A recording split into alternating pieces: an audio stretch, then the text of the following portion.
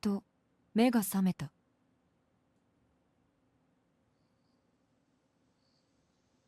暗い夜、家の中にみんなはいない。慣れた草と紙の匂い、積み木細工のような空。部屋の隅にはどろりとこびりついたような古い影。死に絶えた音の中で過去を偲ぶ。見ていた夢はもしもの話ばかりだった。例えば、もし空が曇っていたのなら、もし気づくのが少し早ければ、もし彼が衰えていなければ、もし私が生まれていなかったら、それともしここであなたが目覚めなければ。 Well, those are some depressing hypotheticals. 夜はますます沈んでいく。きっともう家の中には誰もいない。一人きりは怖いから、 Oh boy, み oh んなに会 boy. いたくて一人きりで庭に出た。 I don't know what was said there, but it's okay. ほーと吐く息が白くなっていく。庭はとても指先が痛くなるぐらい寒かった。凍る星、深い闇、さめざめと世界を照らす冷たい光。屋敷の庭はすごく広くて、周りは深い闇に囲まれて、森の木々は黒く大きなカーテンのようだった。まるでどこかの劇場みたい。ざーっと梢の窓が開いて、 Still have no idea what's being サーカ said スが here, 始まるのかとワクワクした。 but I'm sure it's okay. We'll be okay. 遠くでいろんな音がしている。黒い木々のカーテンの奥、森の中でみんなが楽しそうに騒いでる。幕はまだ開かない。我慢できずに森の中へと入っていった。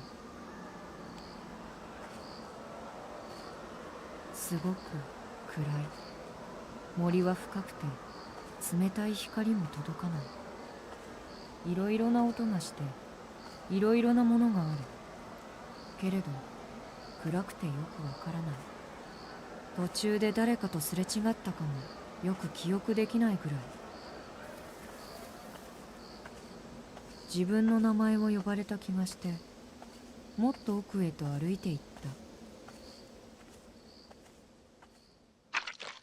た。 Oh, lovely. 木々のベールを抜けた後、森の広場にはみんな揃って待っていた。 Everyone's all jumbled up. わからない。 Everyone's all over the place. The ground is soaked with red. My favorite color, 向こうか actually. ら見知らぬ人がやってくる。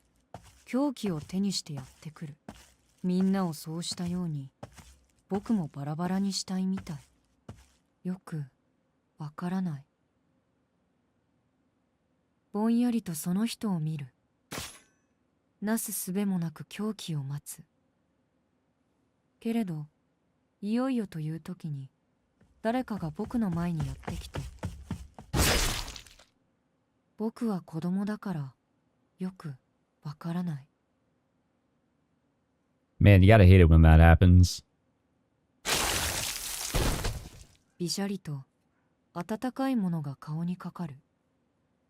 赤い、トマトみたいに赤い水。本当によくわからないけれど、 Hey, same. ただ寒くて僕は泣いてしまいそうだった。森は黒くて見たくない。地面は赤くて見たくない。だから空を見上げることにした。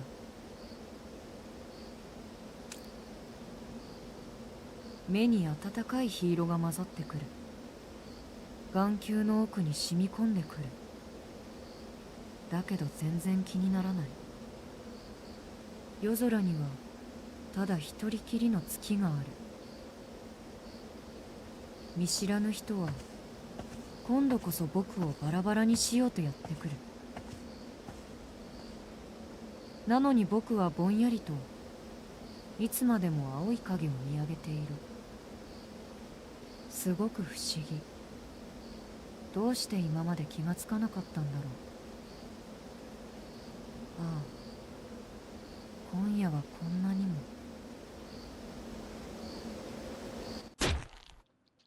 Nice. 何も見えない。世界がだんだん消えていく。その中でずっときれいに輝いてる。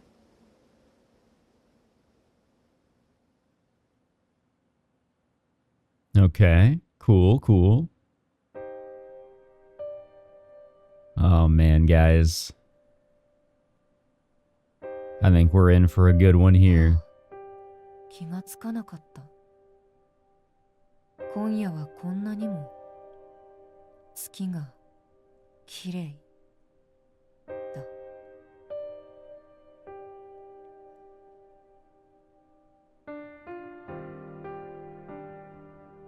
Well, hello everyone.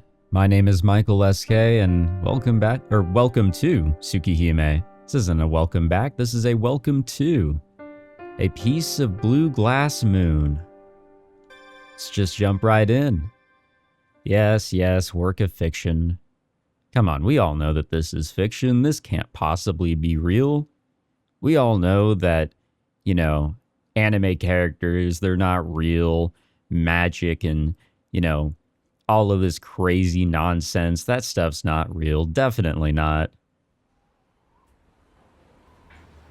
And I totally have not jumped into this game prior to, you know, see how it all works and everything, and now I know exactly what settings I need to adjust in the sound menu. Totally not. Definitely not. So I don't know how well these settings will work, but we're going to put music at 30, SFX at 25. I'm going to increase the system effects just a wee bit. All right, we'll see how the SFX goes there, but the sound effects. But there's like no setting for voice volume. So we'll just have to sort of wing it on that end, I suppose. I wake up to find myself in a hospital bed. There are curtains that gently sway. A chilly breeze enters through an open window. I instinctively squint at the harsh color of the room. Where am I? What day is it? What happened to me? I can't seem to think straight. I try to push myself up, but a sharp pain courses through my body. My breath catches in my throat, and I start gasping for air like a fish. Is this what they mean by seeing stars? The moment I place my hand against the hard bed, pain erupts from the inside out again. Still lying down, I take a deep breath and look over my body. Both my hands are covered in bandages. My left leg is also set in a plaster cast. I feel a tightness around my head, so it must be wrapped up too. A large, thick adhesive strip is stuck to my chest, like it's hiding something bad. My left arm has a tube poked into it. Some part of me understands that it's an IV.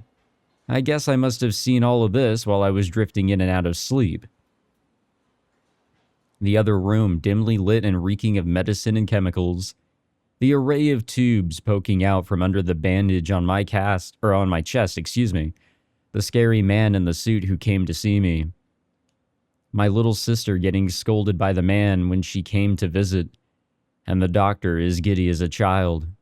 I remember all of it like it was a dream. Okay, yeah, voice volume is definitely a little on the louder side, but we can make do with it.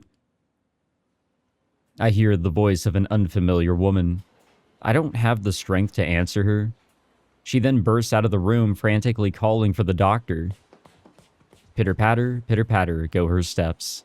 She really shouldn't be running in a hospital, even if it is to get me help. You gotta move quick in these sort of situations, I'm sure. Time is of the essence. Unable to lift my body, I turn my head and look up at the window. I feel a sharp pain in each of my eyes, as if a jagged knife were poking and prodding around inside my brain. The sky outside is so blue it looks unreal. I find myself flinching, not from the white, hot glare of the sun, but from the spotless stretch of blue. Damn, there really aren't any clouds.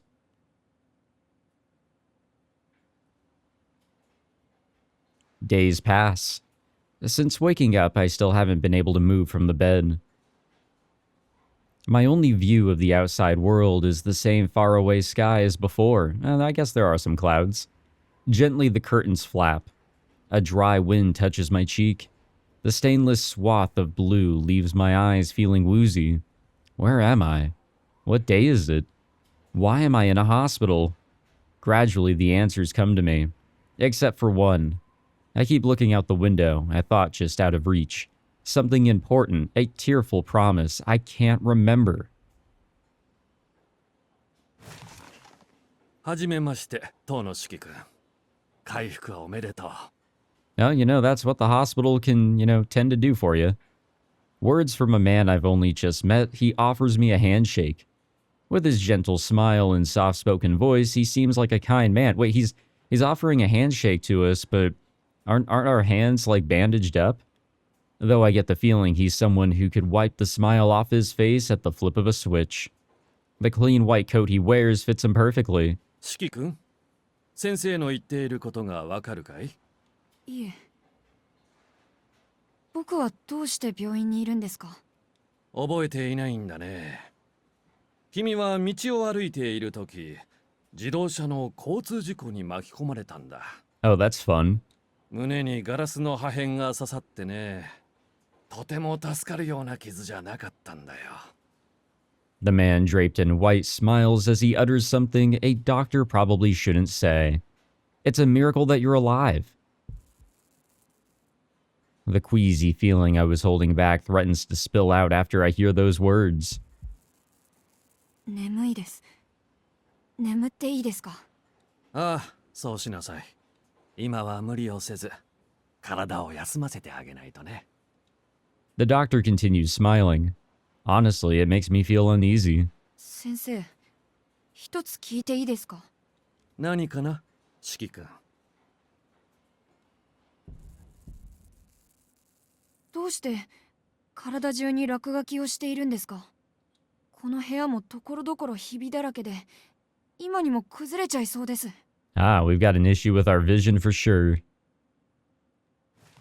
See, I thought that was just like a funny little effect of some sort, but nope, that is something that he is seeing. For a brief second, the smile vanishes from the doctor's face, then he rises out of his seat, smile reapplied. His shoes clack against the floor as he disappears behind the curtain. やはり脳に異常があるようだ。脳外科の芦谷先生に連絡を。それと、視神経にも損傷の疑いがあるな。午後は眼科検査に回すように。Damn, we got fucked up here. The doctor whispers to his nurse, his voice cold and harsh, starkly different from before. Again, time is of the essence, but also this looks terrible. みんな体に落書きしてる。That's actually scary. Now, I'd be losing my freaking mind if I saw this. The frenzied lines cling to every surface of the hospital. I don't know why, but just seeing them is enough to make me feel sick. なんだろう、これ。They're the connections, between us all, or some crazy stuff, I don't know. There are scribbles on my bed. I touch one of them with my finger. The finger slides in.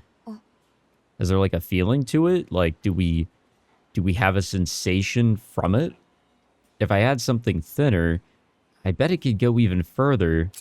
I grab a plastic knife off of a nearby tray and trace one of the scribbles with it. With no effort at all, the knife sinks down to the handle. Enjoying myself, I glide the knife along the lines of the bed. Oh shit. With a heavy sound, the bed falls neatly into two pieces. Wait, how did we just do this? I turn to the voice behind me. The shriek belongs to a nurse standing at the door, her face stiff with shock. What just happened? Oh my god. どうやってベッドを壊したんだね、四季君。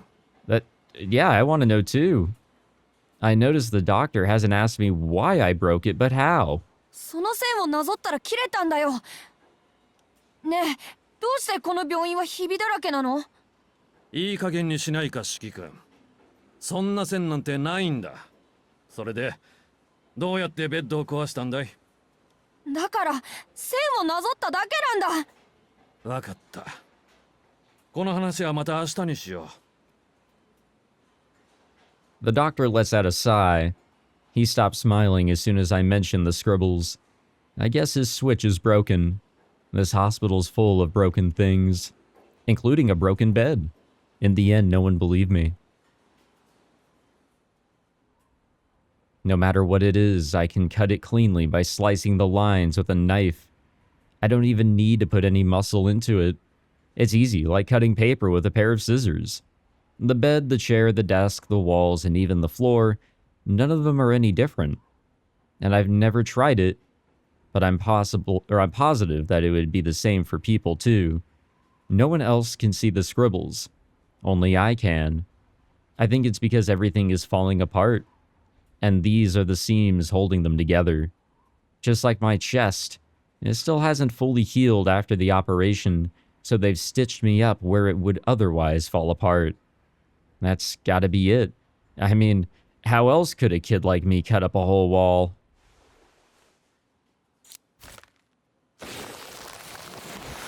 Yeah, he's just going to town there. The nurse screams again. Seeing the holes in the wall, she glares in my direction. Her shriek goes on and on. Luckily, something is up with my ears, so it doesn't sound all that loud to me. The drawn-out noise fills me with dread, like the sound of a burning cicada. Everything is in tatters. The idea of opening my eyes, of living at all, is enough to make me want to disappear. All this time, I never knew about the stitches holding the world together, and how easily they can break. No one else sees them. That's why they can go on living just fine. They don't know about the cracks all around us. They don't know how damaged their lives are. But I can see it all. It chills me to the bone, holding me in place. Since it happened, everything sounds muffled, like my ears have been stuffed. Only the gash in my chest screams like a siren. But what happened and when? No matter how hard I try, I can't remember, and scratching my head over it doesn't help either.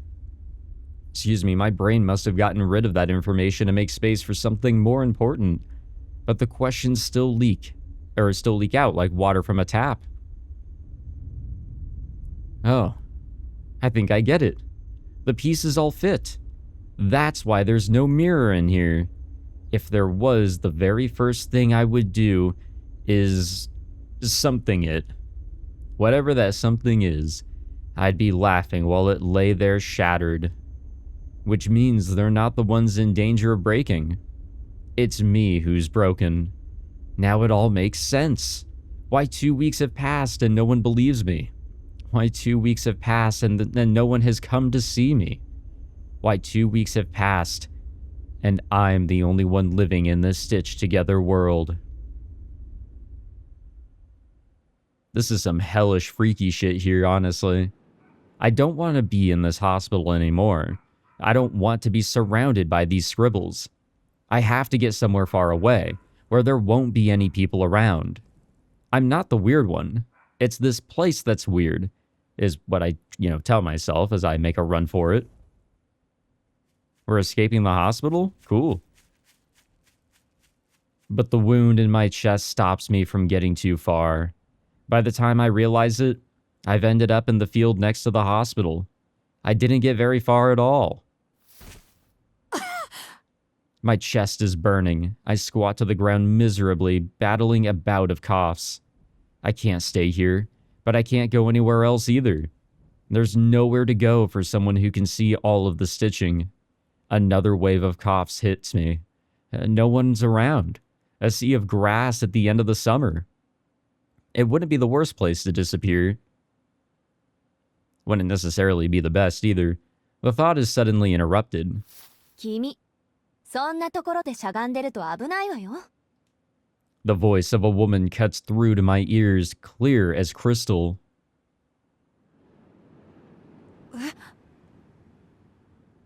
Ooh. 絵じゃないでしょ。ただでさえちっこいんだから草むらでうずくまってると見えないのよね。 Who are you? God damn, she's got some hair.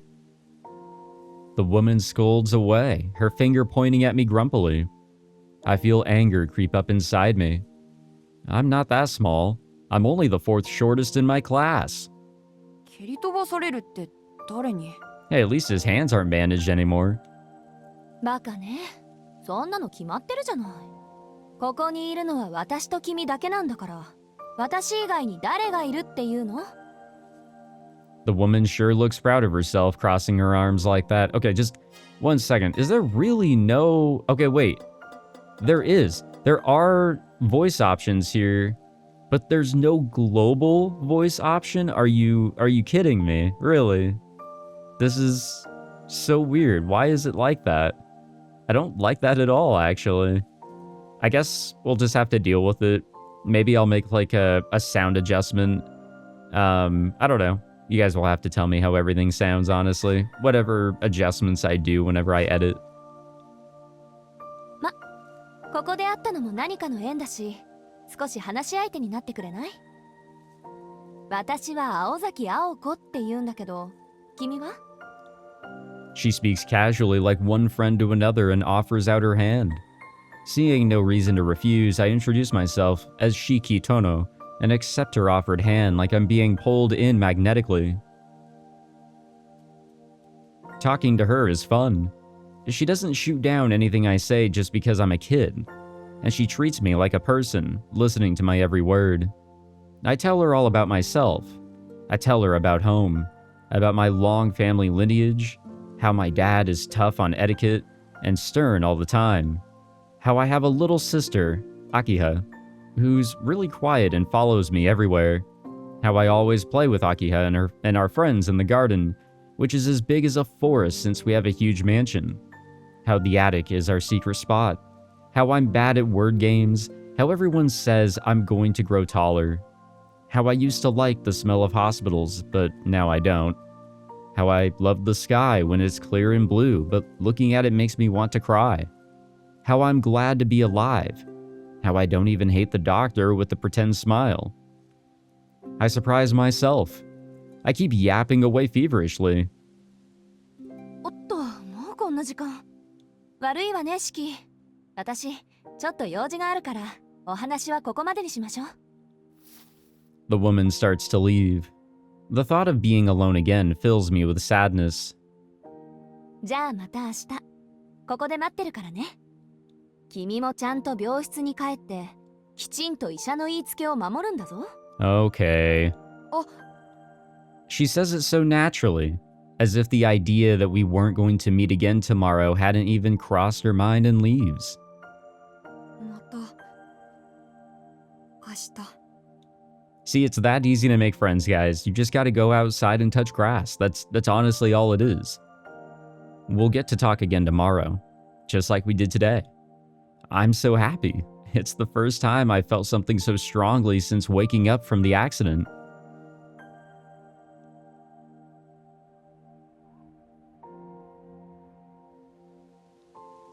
Going to the grassy field in the afternoon has become a regular thing. The lady would get angry whenever I called her Aoko. She seems to hate her own name. Unsure of what to call her at first, I eventually settled on Master. Interesting. Master always listens to whatever I have to say and solves each and every one of my problems. Since the accident, I've hated talking to people, but thanks to her, I'm slowly becoming my old self again. Being here on the grassy field is the only time my worries slip away, and I feel like the old me. I don't know who she really is, but I get the sense that she could actually be a real teacher at some school. Not that it's actually any of my business. Being around her is fun. That's all that matters.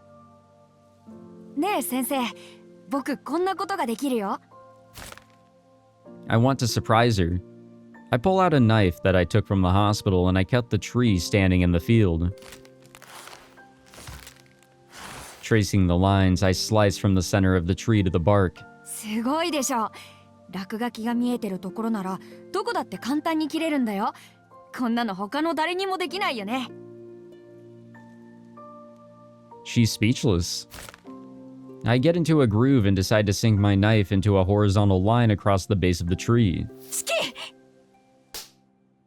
She rushes towards me, and I feel the palm of her hand slap my cheek. やめなさい。君は今、とても軽率なことをしたわ。She stares at me seriously. It's an unforgiving look, the determined gaze of someone about to punish an evildoer. How could I be so stupid? I was having so much fun. I completely forgot. These scribbles should not exist, which means someone like me who can see them shouldn't exist either. A feeling of regret seeps into my chest like blood. I wish I could crawl up into a ball and die. That tree was the last reminder that this field was once a forest. And desperate to show off, I went and destroyed it, for no real reason at all. ごめんなさい。I feel tears trickle down my face. I know boys shouldn't cry, but I can't help it. シキ! I hear my name called softly. Suddenly, even with the knife still in my hand, she hugs me tight. 謝る必要はないわ。うん。まあ、確かにシキは怒られるようなことをしたけど、それは決してあなただけが悪いってわけじゃないんだから。悪いのは僕だけじゃない。ええ。でもね、シキ。それとは別のところで、今誰かが君を叱っておかないと取り返しのつかないことになる。だから私はあなたを一人の人間として見た。同じ立場の人間として意見して、怒って本気で叩いた。Oh. 力加減を間違えていたら、私もシキを殺していたかもってくらい。Interesting little detail there, you know? Her words truly frightened me. It isn't that I'm afraid of her killing me, but that I had pushed her into almost doing so. The thought of it makes my heart sink. 泣かないで、シキ。私も謝らないから。あなたはそれだけのことをしたんだって覚えていてほしいから。うん。その代わり、シキは私のことを嫌ってもいいわ。うん。先生のこと嫌いじゃないよ。そう。本当によかった。私が君に出会ったのはこのためだったみたい。And just like that, as if to melt away my feeling of regret, she quietly asks me about the scribbles I keep seeing. When I start telling her about the lines, I feel her hug me tighter. シキ、君が見ているものは現実のものよ。Oh, I know. 決して見えてはいけないものだとしても、他の人間にとってはありえないことだとしても、その線は幻じゃない。あなただけにある現実。そっか。じゃあやっぱりおかしいのは僕だけなんだね。ええ、あなたはおかしい。そこはごまかしようがない。I gotta say, I appreciate the honesty here. I fight back the tears. What she said stings 1,000 times more than when the doctor doubted me. But it's not like I didn't see this coming. From the very start, from the moment I woke up, I've known the truth. I should not even be alive. 謝らないで。その異常はおかしいだけで、説明がつかないものじゃない。道理が通っているものなら、人間は何にだって向かっていける。これ、私の経験則ね。どんなに馬鹿げたデタラメがやってきても、知恵と勇気で乗りこなすのが私たち人間よ。My first lesson, she calls it with a hint of embarrassment. Having a strange condition isn't a problem itself, The problem is how I choose to deal with it. じゃあこの落書きも説明できる？もちろん。ものにはね、壊れやすい箇所というものがある。いつか壊れる私たちは壊れるがゆえに完全じゃない。君の目はそういったものの末路、言い換えれば未来を見てしまっているんでしょう。未来を見てるの？そうよ。今はそれ以上は知らなくていい。もし君がそういう流れに沿ってしまう時が来るなら、必然としてそれなりの理屈を知ることになるでしょう。先生、何のことだかよくわからない。ええ、分かっちゃダメ。今大事なのは一つだけ。その線は決していたずらに切ってはいけない。君の目は物の命を軽くしすぎてしまうから。うん、先生が言うならしない。それになんだか胸が痛いんだ。ごめんね先生、もう二度とあんなことはしないから。 Honestly, it is good that somebody is setting him straight and helping him understand the severity of what he's been doing. よかった。シキ、今の気持ちを絶対に忘れないで。そうしていれば君は必ず幸せになれるんだから。 She uncoils her arms, freeing me from her embrace. The sensation, cold and yet warm, fades away. でも先生、この落書きが見えてると不安なんだ。だってこの線を引けば切れちゃうんでしょ。なら僕の周りはいつバラバラになってもおかしくないじゃないか。その問題は私が何とかするわ。どうやらそれが私がここに来た理由のようだし。 She heaves a long sigh and then smiles at me. シキ、明日君にとっておきのプレゼントを。 Ooh. 私が君を以前の生活に戻してあげる。 Now that I'm down for. What an interesting, mysterious character. The next day, on the 7th day since I first met Master, she comes to the field hauling a huge trunk with one hand.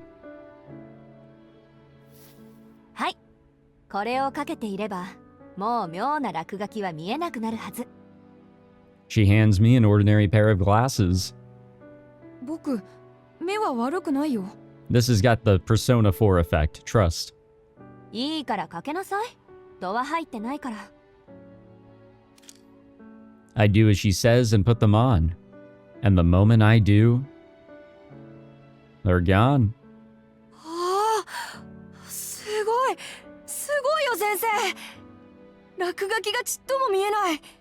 当たり前よ。わざわざ姉貴のところの魔眼殺しを奪ってまで作った青崎青子渾身の一品なんだから。粗末に扱ったらただじゃおかないからね、シキ。うん、大事にする。けど先生ってすごいね。 I'll say. あれだけ嫌だった線がみんな消えちゃって、なんだか魔法みたいだこれ。それも当然。だって私魔法使いだもん。 A smug grin stretches across her face as she drops the trunk to the ground. でもね、シキ、その線は消えたわけじゃないわ。ただ見えなくしているだけ。そのメガネを外せば線はまた見えてしまう。見えないだけ？ええ、そればっかりはもう直しようがないことよ。君はその目となんとか折り合いをつけて生きていくしかないの。やだ、こんな怖い目いらない。またあの線を切っちゃったら先生との約束が守れなくなる。ああ、もう二度と線を切らないっていうあれか。バカね。あんな約束気軽に破っていいわよ。そうなの？だってすごくいけないことだって言ったじゃないか。 Well, I'm sure there's a time and a place where, you might actually need to do so. It just probably, very specifically depends. ええ、いけないことよ。けどその目は誰にも頼らない君個人の力なんだもの。だからそれを使おうとするのは君の自由。その目があることについて君以外の他の誰も君を責めることはできない。問われることがあるとしたら、あなたがその力で何をしたかということだけよ。僕が何をするか。She stares into my eyes as if trying to peer inside. そういうこと。うん、やっぱりいい目だ。正直言うとね、初めて君と会った時、めんどくさいのにぶつかっちゃったなーって思ったんだ。だって君、見た感じいろいろなくしてきたみたいだから。I mean, come on, she basically just straight up saved his life here. でも、問題なんてなかった。君はちゃんと生きている。なら、人生かけて取り返していきなさい。Even with a whole lifetime, I can never find the words to describe the light I feel in my chest or the rush of joy that came with it. You belong here. She reaffirmed my reason for being, more forcefully than anyone. シキ、君は個人が保有する能力の中でもひどく得意な能力を持ってしまった。けど、それが君にあるということは何かしらの意味があるということなの。Yeah, that car that fucking ran into him was cursed. 神様は何の意味もなく力を分けない。君の未来には必要になる時があるから、その直視の目があるとも言える。Eyes of depth それは perception. 残酷 All な right. ことだろうけど。 Not depth perception, death perception. だからこそ That's 忘れないで。 creative right there. That's art. 君はとてもまっすぐな心をしている。今の君がある限り、その目は決して間違った結果は生まないでしょう。成人になれなんてことは言わない。君は君が正しいと思う大人になればいい。いけないということを素直に受け止められて、ごめんなさいと言える君なら、10年後にはきっと素敵な男の子になってるわ。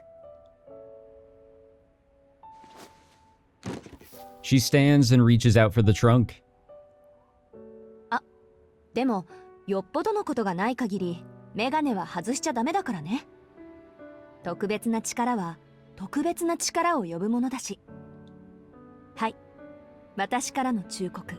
その2。反則の出しどころ。勝負どころをよく考える。そうならないことを祈っているけど、どうしても自分の手には負えないと判断した時だけ、メガネを外して。その力自体は決して悪いものじゃない。結果をいいものにするか悪いものにするかは、あくまで君の判断次第なんだから。She picks up the trunk. And without her even saying a word, I know. It's time for us to say our goodbyes. 無理だよ先生。僕だけじゃいいことになんてできない。本当は先生に会うまで怖くてたまらなかった。けど先生がいてくれたから僕は僕に戻れたんだ。ダメなんだ。先生がいなくちゃこんなメガネがあったってダメに決まってるじゃないか。シキ、心にもないことは言わないこと。自分自身も騙せないような嘘は聞いている方を不快にさせるわ。 Master's displeasure is readily apparent in her expression. She then flicks my forehead. 自分でも分かっているんでしょ。もう大丈夫だって。ならそんなつまらないことを言ってせっかく掴んだ自分を捨ててはいけないわ。 Damn, I don't know about you guys, but we need somebody like her in our lives. それじゃあお別れね。バイ、シキ。 You know, life can be hard, but if you can have that proper reassurance and really that helping hand to get you back on your feet, doesn't matter your age, circumstance, or anything, goddamn do we need a person like her. どんな人間だって人生ってのは落とし穴だらけなのよ。君はそれを何とかできる力があるんだから、もっとちゃんとしなさい。 She's really leaving. I'm sad. But as her friend, I want to see her off right. さよなら先生。よし、上出来上出来。その息でいつまでも元気でね。最後の教訓。ピンチの時はまず落ち着いて、その後によく考えること。大丈夫。君なら一人でもちゃんとやっていけるから。She smiles fondly. A gust of wind sweeps through, sending a ripple across the sea of grass. She's gone. バイバイ、先生。 As I say the words, the realization that I'll never see her again sinks in. Left with me are a treasure trove of advice and a strange pair of glasses. In just 7 days, I feel like I've learned the most important things of all.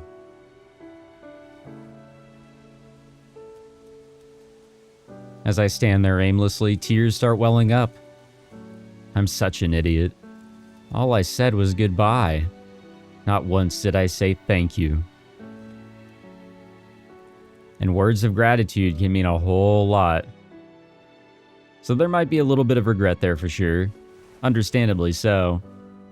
I'm discharged from the hospital soon after. I won't be going back to the Tohno household. Instead, I'm to be taken in by another family. My body has recovered, but there are still lasting symptoms. To the Tohnos, this means I'm defective. I'm no longer needed. But I don't care. Shiki Tohno is going to be fine on his own. A new life and a new family are waiting for me. I leave behind the hospital room where I spent my 10th summer. The curtains by my window sway in the breeze just like always. Wait, he was in that hospital for 10 years? I take in one last glimpse of the blue sky. As I do, a dry breeze washes over me, spelling the end of summer. Did I read that right? How long was he here in this hospital? That's awful. Even if it was like 10 days, I'd probably be like, you know, ugh, that's too much time in a hospital, honestly. I don't know about you guys. Homecoming, part 1, though. Damn. So far, pretty nice impressions of what we've got going on here. I do have to say. We on a train now? Sounds like we are. And we definitely are. The tracks take a sudden dive, leaving the surface behind. Casting an artificial light across the tunnel walls, the train makes its way through the darkness. The car creaks around me. Man-made lights pass by at regular intervals. The vibration through the seat lulls me into reflection on this short little journey. It's early, 6:33 a.m. Oh, I remember commuting at those times. It's awful.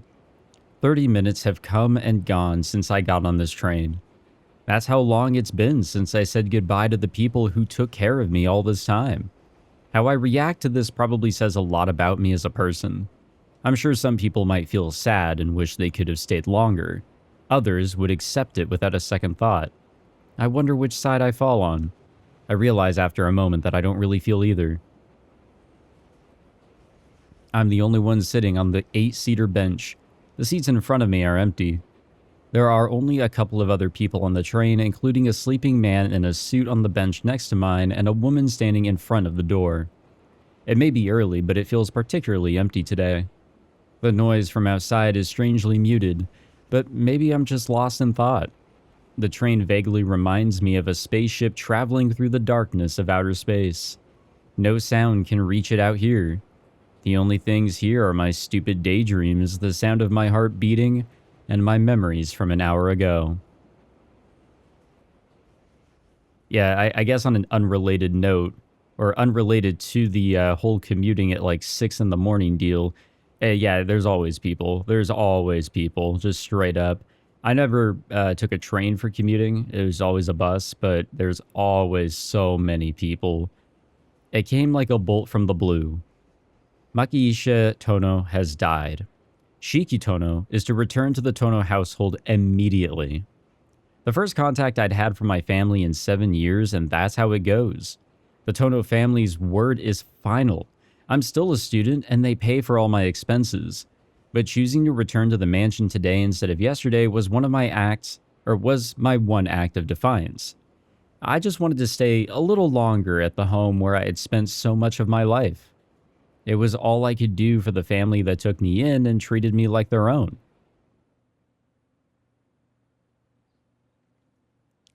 Thank you for breakfast. It was delicious. I finish my meal and leave the table before the sun even rises. After taking one final glance at my room, I clap my hands together in thanks. It's not much for all the time I've stayed here, but I don't want to leave anything unsaid. I led a happy life here. That's what I want to carry away with me. Keiko saw me off alone as I left the Arima household. I asked to leave quietly without waking the others. Thank you for everything. Give my regards to Dad and Miyako for me. Hold on a minute. Hold on a minute. Do we have an option for him? We do. He's on. He's here. So, I guess we're just not listening to him right now. Okay. I remember whenever I started recording Fate Stay Night Remastered, they had Shiro muted for some odd reason, but nope, he's not muted here, so I don't know. 7 years. The woman who had acted as my mother in that time looked terribly sad. I never once thought that I'd see her like this. Life may be hard at the Tohno mansion, but you'll be okay, understand? Don't overdo it. Make sure to look after your health first and foremost. I take her words of encouragement to heart. My time spent with them was peaceful. I just hope that I didn't cause the Arimas too much trouble during my time with them. It's been 7 years. I've had plenty of time to recover. I'm a lot sturdier than I look, you know? Yes, you're right. I guess no, we don't get to hear anybody talk. Which is fine. The Tohnos are quite the unusual family. But you're not one to let that bother you. You've always been a strong boy. She smiles through her sadness, and I smile back. I'm happy that she still considers me to be her child. I think you're giving me a little too much credit. Well, I should get going. Take care, Mom. Goodbye, Shiki. Take care. Keiko knows that I won't be coming back. She sends me off with tears in the corners of her eyes. That was just 40 minutes ago. That moment marked the end of my previous life, and the start of my new one. I'm still trying to get like a grasp on how much time has passed for him being in the hospital, and now how much time he's been with this other family. Whatever. The view outside shifts slowly. We must have crossed the river that separates the suburban Yashirogi, I almost said Yashigori, and arrived in the city of Soya. The train begins its return climb to the surface. I can feel the gentle incline. Bright light shines through, piercing my eyes, which had grown accustomed to the artificial dimness of the subway.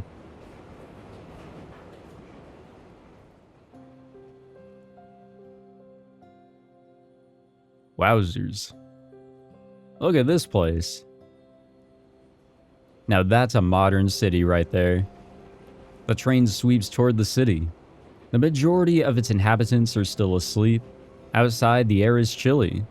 A fall morning in the month of October. The heat of summer is little more than a faint memory now. Yeah, summer's coming up for me though, that's for sure. I've watched this same view nearly every day for a year and a half now. But this is the last time I'll be taking this train to school. Memories of the past 7 years rush by like the scenery outside the window. I survived a terrible injury that would have killed most 10-year-olds. I met the woman that would become my master, my mentor in life. I went to live with the Arima family. And now I'm halfway through my 2nd year. Oh, I mean, 7 years have passed, you know. That I can understand. The thing Master feared might happen when we parted never came to pass. And as long as I have these glasses on, I don't have to worry about seeing those lines again. And so Shiki Tohno has led an ordinary, though at times difficult life. That all changes today. There's nothing major like feeling I don't belong or anything like that. I just don't feel right going back to the way things were before. Having lived a normal life these past few years, the Tohno family's way of doing things just seems like a pain, or at least more trouble than it's worth. だいたい There we 学 go. 校より広い洋館とか想像つかないんですけど。 I'm surprised I was able to handle it when I was a child. The thought of going back to that old-fashioned way of life is daunting to say the least.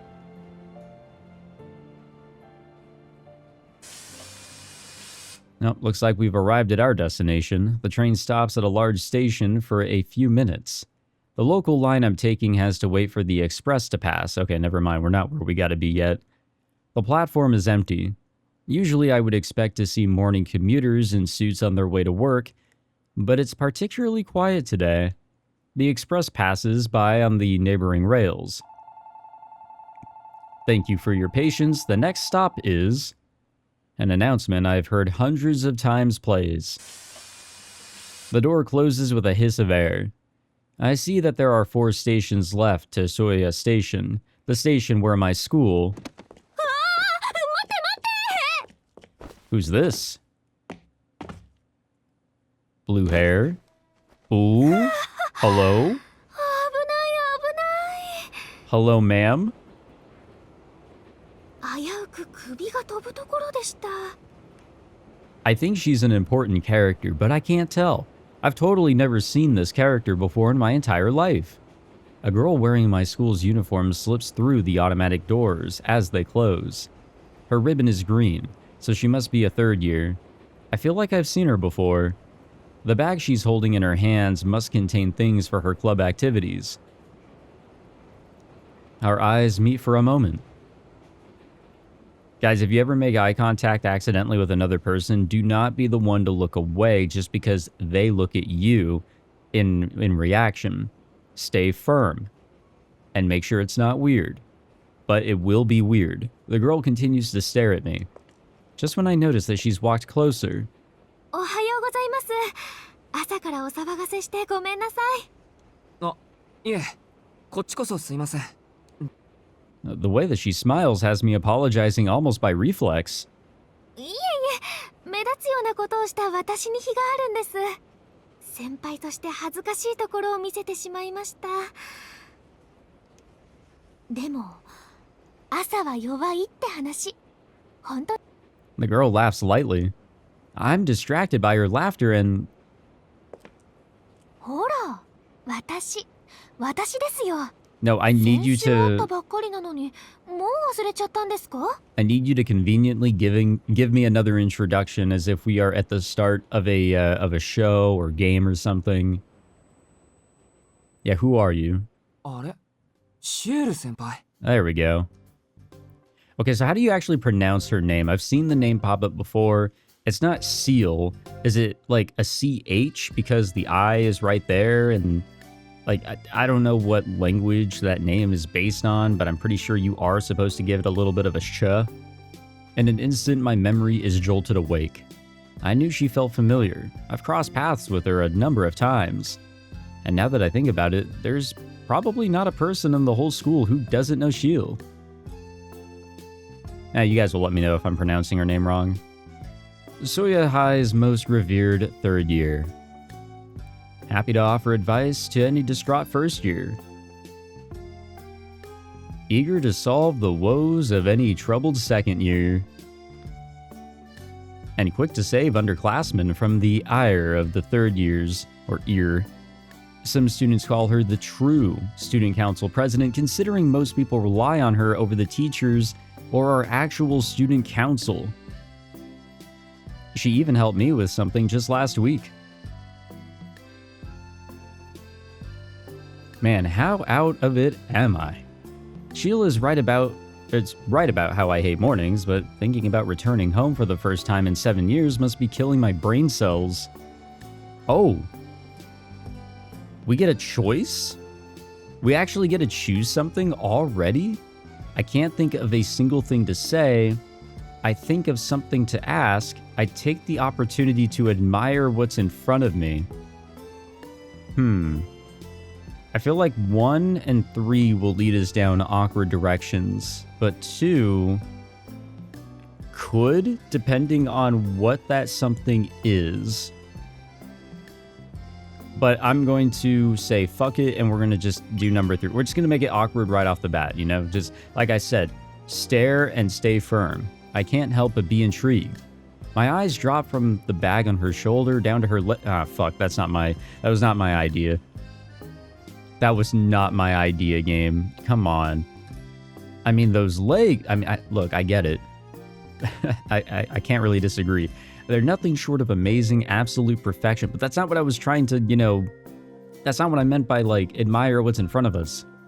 Coursing with the quiet energy of flowing water, they feel ready to surge into motion at any moment. I try to pull my eyes away, but I'm utterly transfixed. They're truly a work of art. Never before. God damn it. We're actually just gonna ignore her. We are just so transfixed to her legs. We're so hyper-focused on the beauty of her legs. Never before have I seen strength and beauty in such perfect harmony. Although they're pleasantly defined, they're a sprinter's legs at heart. Rumor has it that she'll set a new school record outside of the track team anyway, during the fitness tests the other day. These legs ran 100 meters in 13 seconds. They're more valuable than diamonds.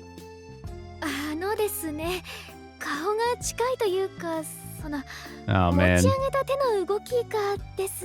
There is regret for choosing option 3 instead of option 2, but we must stand firm. God damn it.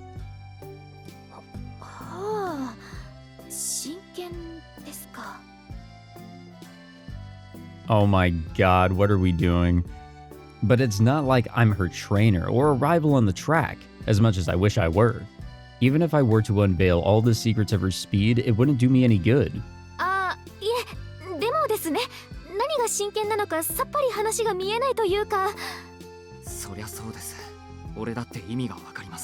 Yeah, honestly. How does one express how it feels to be captivated by such beauty?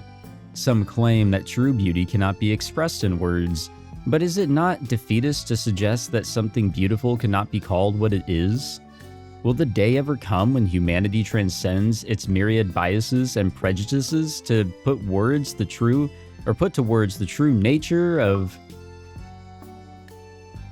Did we just get bonked? I think we did. I think we actually just got bonked.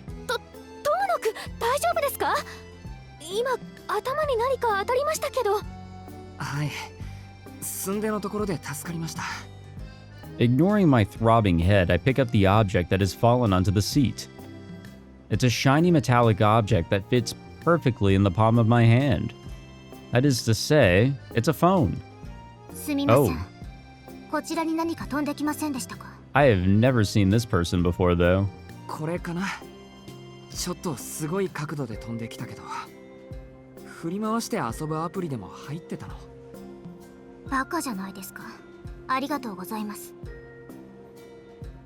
The girl coolly retrieves her phone and moves to the other end of the car. Well, I have successfully made things really awkward with that choice. You guys are welcome. Sheila and I stare at each other speechless. For better or for worse, I've come back to my senses.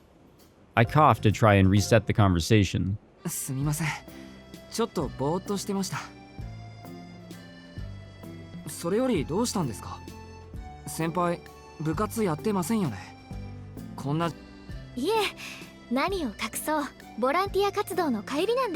Volunteer work this early?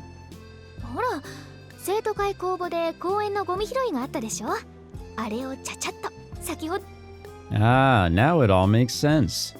Sheila is always running around helping out somebody or another, looking lovely in those glasses all the while. That I agree with. I don't know, I'm a sucker for people with wearing glasses, what can I say? 早朝から30分だけの奉仕活動だったんですけどね。他の皆さんは一旦帰宅したんですが、私は面倒なのでこのまま登校してしまおうかと。Her bag clatters as she shifts it onto her shoulder. I had assumed it was full of club equipment, but it must be cleaning stuff. おや、中身見たいんですか？先輩の持ち物をチェックするなんておとなしそうに見えて大胆ですね。I think we were acting a little bit more bold earlier, trying to inspect her legs and shit. She draws closer and looks into my eyes. Her face is so close to mine that I can feel the warmth of her body. Flustered, I can't figure out where to look. いえ、そういうわけじゃなくてですね。もし折りたたみ式のほうきとか熊手とかなら珍しいなと。ほうほう、私の万能高枝切りばさみも見たいと。よろしい。それでしたら放課後いつもの茶道部に来てください。 Faced with such a heartfelt smile, I end up blushing.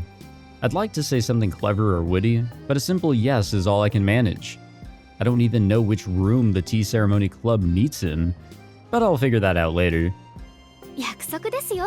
We just gotta wing it. ここだけの話、部費で購入したお茶受けが余ってしまいまして、日持ちするものではないので、元気な男の子の協力が不可欠なんです。そうですか。じゃあ予定が合えばぜひ。でも食べ物に釣られていくなんてなんか猫みたいですね。Works for me. Shield's warm smile makes me feel comfortable enough to crack a joke. She adjusts the green ribbon around her neck. どちらかというとワンちゃんではないでしょうか。というか猫科はよくありません。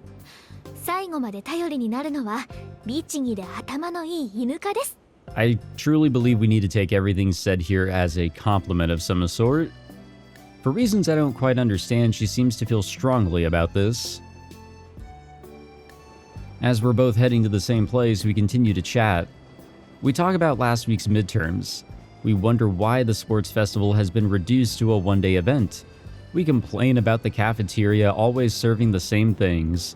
After getting into a heated discussion about the plan to restrict phones at school, we tire each other out, sigh in unison, and change the subject. We laugh as we trade opinions on the movies we've seen recently.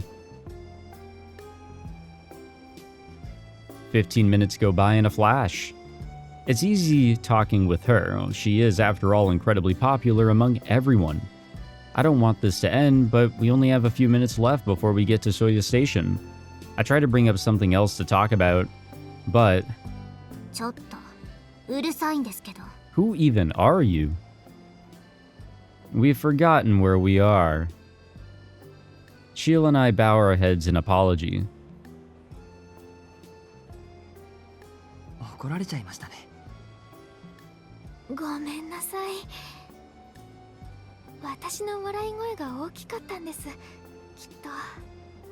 I don't know about you guys, but I am the type that totally is forgetful about my voice volume at times, whether I'm excited or whatever.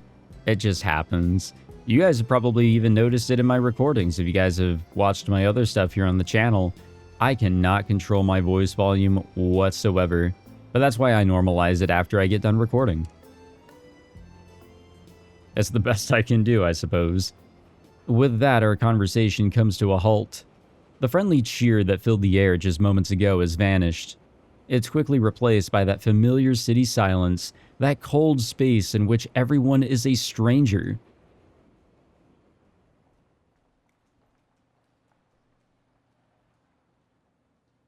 Well, here we are. The city. The train pulls into Soya Station. It's just before 7 a.m. I left for school a bit early today, but the town hasn't quite woken up yet, which is kind of weird for a 7 in the morning type deal, but whatever. It's quiet right now, but in about an hour, it'll be bustling with traffic and commuters. 今朝も交通量が少なめですね。最近街の目覚めが遅い気がします。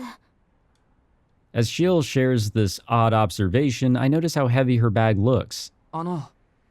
荷物学校まで持って行きましょうか。ああ、いえいえ、お気になさらず。私は寄っていくところがありますので、ここでお別れですね。 She smiles goodbye and waves as she runs off. Her lithe legs carry her so swiftly I almost expect a comical whoosh. I feel an urge to start running too, though there's no reason for me to hurry. I probably shouldn't be running anyway considering my condition. I start walking towards school at my usual pace. But just as I set off... Oh, there she is. The girl from before emerges from the ticket gates. She passes by briskly, slowing only to share a few choice words. 動物的にも程があります。 Yeah, yeah. I guess I don't have any shame. 公共な場で恥ずかしいと思わないんですか？ Ouch. And with that, she stalks away. That last sentence wasn't necessary. Well, really, any of that, wasn't necessary, but goddamn. I make my way to school, my steps heavier than usual. It's just about 7 when the main entrance to the school comes into view. Students hurry through the gate to go to their club activities. They must be trying to make the most of their time before homeroom starts at 8.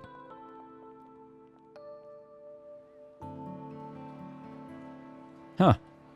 Well, it's a nice looking school building. I mean, it's nothing fancy, but I like the, I don't know, I like the entrance. It's pretty nice looking.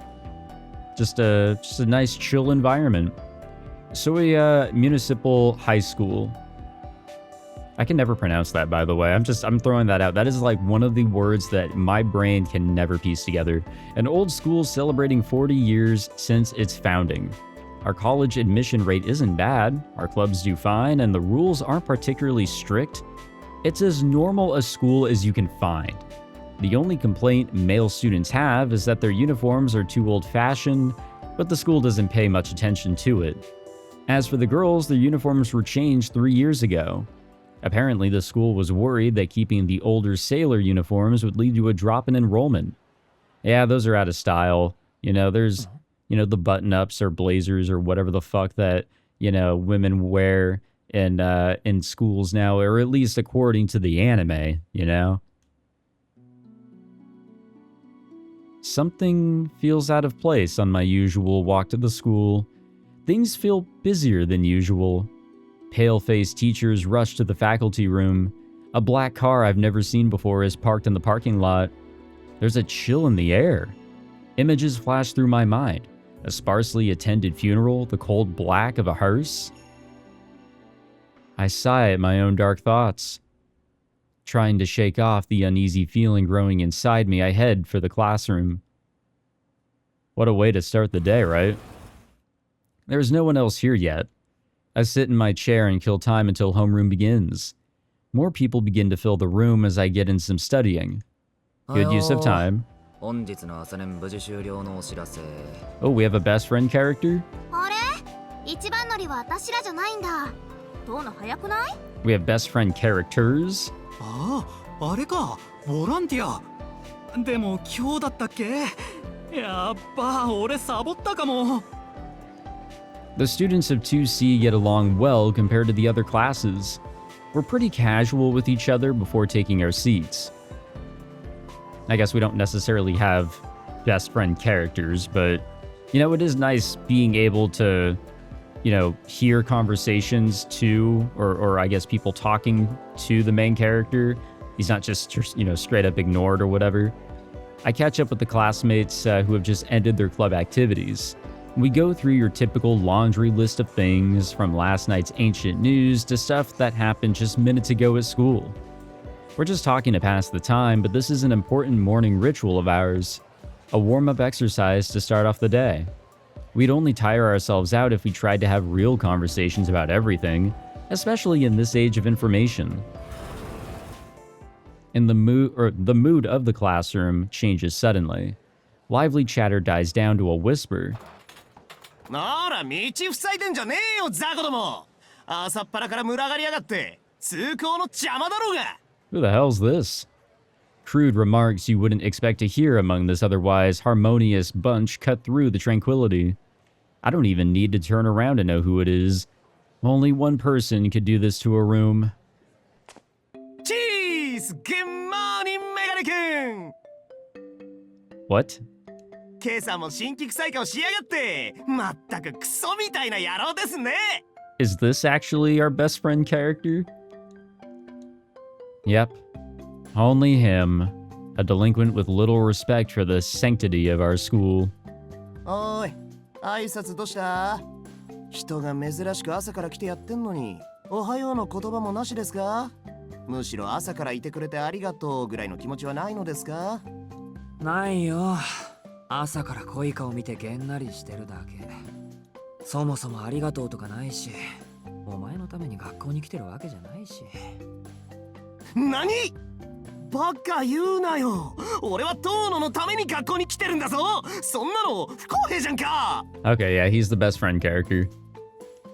I'm at a loss for words. Sometimes I wonder why we're even friends. At least it's better than Shiro and Shinji, and you know, whatever dynamic that's supposed to be. He has a dyed head of orange hair and piercings in his ears. Sporting a perpetual scowl that's practically begging for a fight, he seems to follow the delinquent dress code to a T. Though his brand of counterculture may be a little out of style, he still looks the part of a good punk. His name? Arihiko Inui. まあいいか。朝から教室に来るのはいいことだ。おはよう、アリヒコ。ついに出席日数を気にしだしたか？いや、そこは別に気にしてない。まだまだ余裕はありますよ。今日は家に姉貴がいるんでサボれなくなっただけ。Oh, is that how it works? つうか朝まで鉄マンしてたんでいい加減体力の限界だ。 Wait, you were up all night playing mahjong? That's your all-nighter deal? It's not like anything more interesting? I guess, you know, the culture in Japan's a little different, and whatever year this is taking place in, but, like, really? Mahjong? Does anyone want to teach me how to play, by the way? I am a little interested myself. そうか、すまない。挨拶をやり直させてくれ。おやすみ、クズヒコ。机に急げ。さっさと寝ろ。Damn, straight up calling him Trashiko? 何その冷めた反応。それが中学からのライバルに対する態度ですか？もっとこう熱い対応してくれませんかね？ I'm glad we're getting these, like, subtle introductions out of the way. なんで俺とお前がライバルなんだ。無軌道に行きたいんなら街で同行の死を見つけてろよ。あんまり構わないでくれ。 He does still owe me a bunch of money I lent him back in middle school, which makes him more of a moocher than a rival. どうしてかな。遠野ってば俺にだけ冷たいよな。他の奴らには聖人君子みたいなやつなのに不公平じゃね？なんだ、わかってるじゃないか。世の中、公平なことってあんまりないだろ。 Ain't that the truth? そりゃそうだけどよ。やっぱお前、俺には特に冷たくね？ Arihiko lets out an exaggerated sigh. I don't mean to treat him any certain way. Everything just naturally ended up this way after years of, I guess, unfiltered treatment. We may have completely different interests and tastes, but we seem to operate on a similar wavelength. まあ、家から逃げてきたはいいとして。普段から夜型のお前が朝から出席するなんて、どんな風の吹き回しだ？ちょっと、いや、かなり普通じゃないぞ。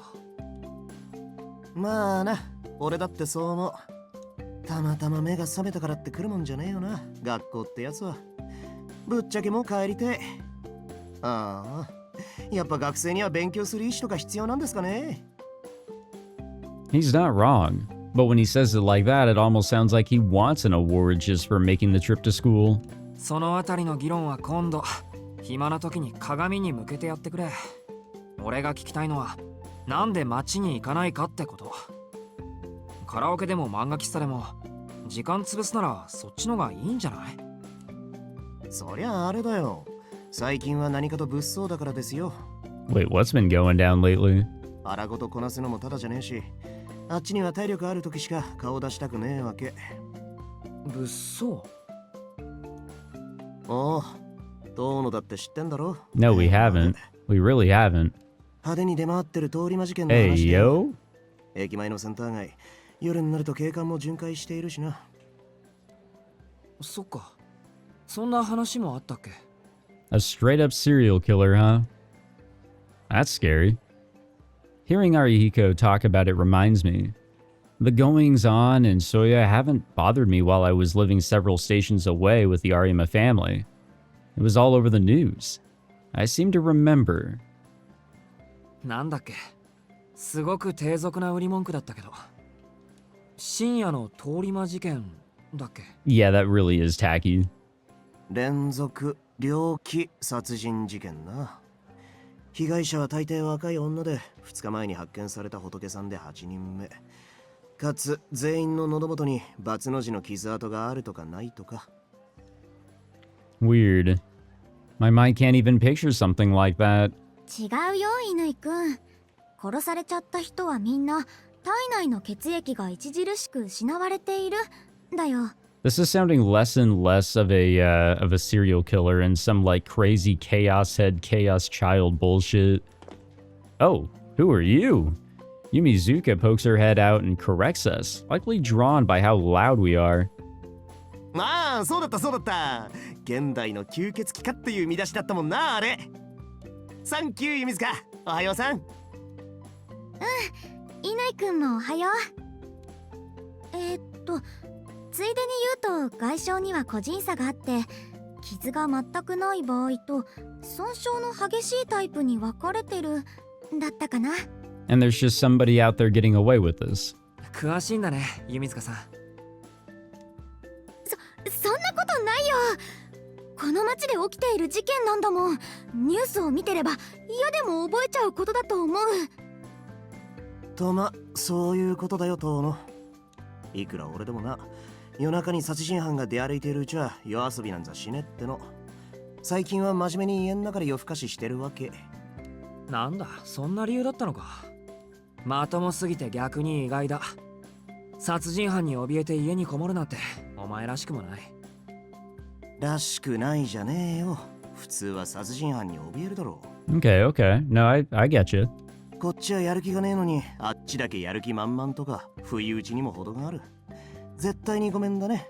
俺はまだ人生棒に振りたくねえ。ああ、そっか。そうだよな。狙われたらとことんまで付き合うしかないってことだもんな。お前ねえ、そこは逃げるって選択肢はねえの？ Not if you're in a dead-end alley. なんでとことんまで付き合うんだよ。だって逃げられないんじゃないのか、そういう場合って。遠野に振った俺がアホだった。実際の話、俺も殺人犯は気にしてねえ。ああいうのはほら、天才だろ。出会っちまう方に運がない。Or, you just have too much bad karma. 俺が街に出ないのはもっと現実的な理由でさ。最近、北口駅前で新手のバカどもが湧いてんだよ。正直顔も見たくねえ。The north exit, located on the opposite side of the station from the business district in downtown Soya, a bustling hub that never sleeps. Ariko lives on the north side of the station himself. These fools must be pretty bad if he's going to such lengths to avoid them. どうのも聞いたことねえか？度胸試しのようなもの。秘密の入り口から地下道に入って奥までつければ大金が手に入るってやつ。The fuck? それなら私も聞いたことあるけど、それってただの階段じゃなかった？ That sounds kind of ridiculous. ああ、結構昔からある都市伝説だったらしい。それを儲け話っぽく仕立てて利用してるバカどもがいるんだよ。どっから流れてきた新参者か知んねえが、おかげで北口の空気の悪さはシャレにならねえ。俺、基本的に痛いの嫌だし、あんだけ派手にやってればポリも動くだろうし、連中が捕まるのでしばらく自重して家にこもってんのよ。An urban legend on the north side of the station. Well, I guess I hadn't heard of it since I didn't live nearby. Though I suppose it'll be my problem too, starting today. なんだよ、反応薄いな。さてはあれか？朝から貧血でぶっ倒れたのか？いや、今朝はまだ大丈夫。心配してくれるのはありがたいんだけどね。そう四六時中貧血を起こしてたら体が持たないよ。ああ、そりゃもっともだ。遠野が大丈夫だって言うんなら、まあ大丈夫なんだろうよ。ほら、授業が始まるぞ。早く席に戻って寝ろ。はいよ。と、そうそう。今日の昼飯な、食堂でするからな。驚きの特別ゲストをお呼びしているので、楽しみにしてやがれ。Oh boy, what does that entail? Arihiko laughs suspiciously as he saunters back to his seat. それじゃあね、遠野くん。あ、うん。弓塚さんも付き合わせて悪かったね。 She walks back to her desk, her footsteps light as a feather. I wonder what the special guest is, or who it is. 5 minutes after the bell for homeroom, and our teacher still hasn't appeared. Just as homeroom is about to end, the teacher next door drops by to tell us that Miss Toyama won't be coming today. やったー、今日の数学自習じゃん。 Someone sounds like they just won the lottery. Miss Toyama is our math teacher. With her absent, we'll have free study instead. Once you finish the worksheet you're given, you're free to spend the rest of the time however you want. Some use the time to study, but others just kill time. It's really a persona thing, you know? You just gotta choose how you want to spend the time, since you've been granted it. You want to read a book? You want to get some extra skill points or some shit? Craft something? Or sleep, you know? Or study, you know? Studying is still an option. I start on my worksheet. I actually have no problem with studying. I quit going to after-school lessons as a child, but that was after I was told getting into a good school would be impossible for someone with my condition. Whether you choose to go to college or straight into the workforce, knowledge is never a bad thing to have. True that. I raise my head after solving a few problems and look over to the students near the hallway. I can only hear bits and pieces of their conversation sitting as far away from them as I am. やっぱり Oh man, something's happening, or something happened. 朝練の時、先生たちが血相を変えて職員室に。まだ噂だから。でもそんな簡単に。ひどいよ。なんでそんなことに。 Something certainly feels wrong, I think, knitting my eyebrows. 昨日の事件。 Oh shit. 教室に刑事っぽい二人組が。 Yeah, well, somebody's dead, and I think that is the case. I brace myself for what's coming. As familiar as I am with this feeling, I find myself not wanting to accept it. I hold my breath in anticipation for the words to come. だからさ。 Now, there it is. There it is. Ooh. I close my eyes, trying to hold back a headache. No, we saw the lines. We saw those red lines. The scribbles. When you think about it, it is kind of scary, you know? Just a little bit. The morning passes without the rumor about Miss Toyama spreading much further. The classroom is a mess now that it's lunch. Some go to the cafeteria, others go to the courtyard, while still others stay in the room and open their lunches at their desks. What should I do for lunch? We were supposed to go meet up with Arihiko in the cafeteria, right? I mean, I'm sure there's some other event that could occur if we were to stay in the classroom or just go out into the hallway, but I want to see who the special guest is. I'm sure you guys are in deep anticipation as well, so we're going to go meet up with him in the cafeteria. Arihiko disappeared after 4th period. He must be saving seats in the cafeteria. I never promised Arihiko that I'd go to the cafeteria with him, but there's no real reason to ditch him either. Plus, we were a little bit of an asshole to him in the morning, which I guess is just how the dynamic is. But I say let's go spend time with the best friend character, you know? I might as well spend lunch there today.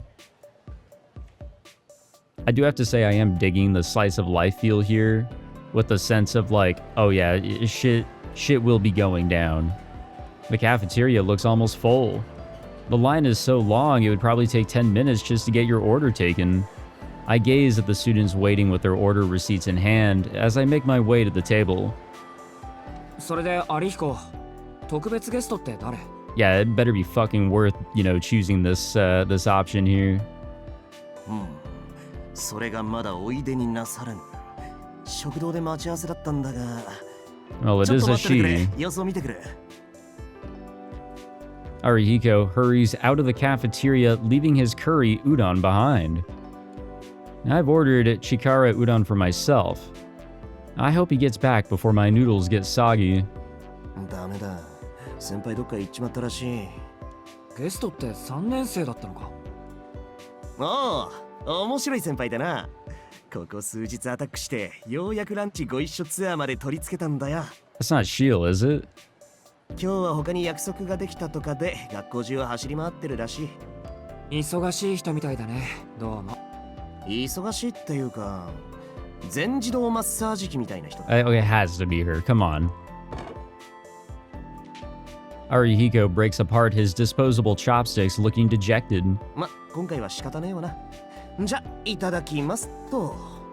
はい、いただきます。We both dig into our udon.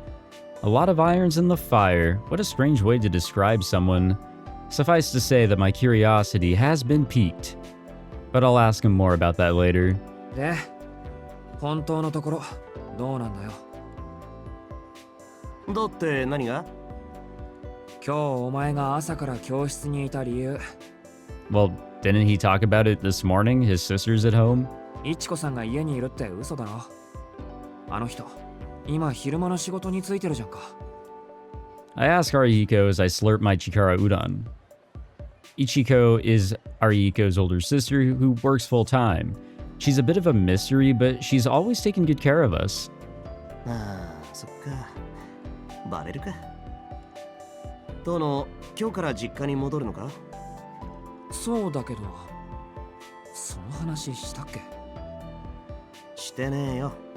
俺は姉貴から聞いただけ。それでだな。トノがブルー入ってないか、ちょっと確認したくなってな。I don't think he is. そうか。それで、成果は？早起きするほど面白い見せ物じゃなかったぜ。Damn. がっかりですよ、がっかり。What a disappointment on your part then. ご期待に添えず申し訳ない。ほんと、有彦は暇人だな。暇人だからゴシップ好きなんですよ。トノさ、小学生の自分からよそに預けられてたんだろ。Okay, so that basically confirms that I definitely just misunderstood what happened earlier.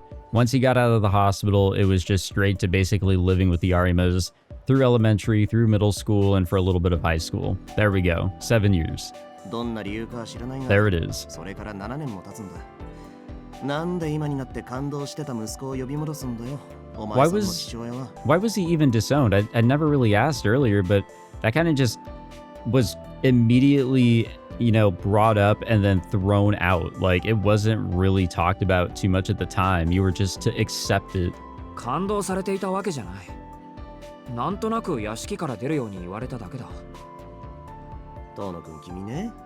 なんとなくで子供を家から追い出す過程があったら、それは悲劇じゃなくて笑い話ですよ。Or so funny that it's sad. ただし、ほら一歩手前、寒すぎて笑えねえけどな。Arihiko laughs in an exaggerated manner. The way Arihiko never takes anything seriously is one of his best qualities. Damn, I guess we're not getting our special guest. The truth is, my father and I had been on bad terms long before the car accident and hospitalization. The Tohno family is a distinguished household dating back centuries, with customs very different to those of a regular family. My childhood memories are of an enormous old house and the oppressive, antiquated practices of the family within. The Tohno family is wealthy, with shares in a wide variety of companies. My father, Makihisa Tohno, wasn't much of a businessman, but the assets he inherited from my grandfather were more than enough to help his businesses make a fortune. A mansion from another era, a high-class lifestyle that valued history and decorum. Any child would have found life in that mansion unbearably dull. So when I was told to go live with the Arimas, I had no qualms about leaving my real family behind. I think it was the best outcome I could have asked for. I got along well with the Arimas, Kaiko, Fumiomi. They treated me no differently than if I had been their child by birth. I had always wanted to be part of a normal family, and living with the Arimas gave me that opportunity. I don't have any regrets there. With one exception. My sister, Akiha. She was a year younger than me, and I left her behind at the Tohno Manor. I wonder if Akiha resents me. I mean, why wouldn't she? I left her in that giant lonesome house with no one for company but that pig-headed old man. It's not hard to imagine what Akiha thinks of me, of the brother who ran away from it all. Well, now you're just getting a little negative here. そうだな。確かに。なんとなくで家から追い出されたら、そりゃ笑うしかない。Like I said, so funny it's sad. だろ？おまけに二度と敷居はまたぐなっていう決め台詞付きだ。世間様ではそういうのを感動って言うんだ。今まで聞かなかったけどな。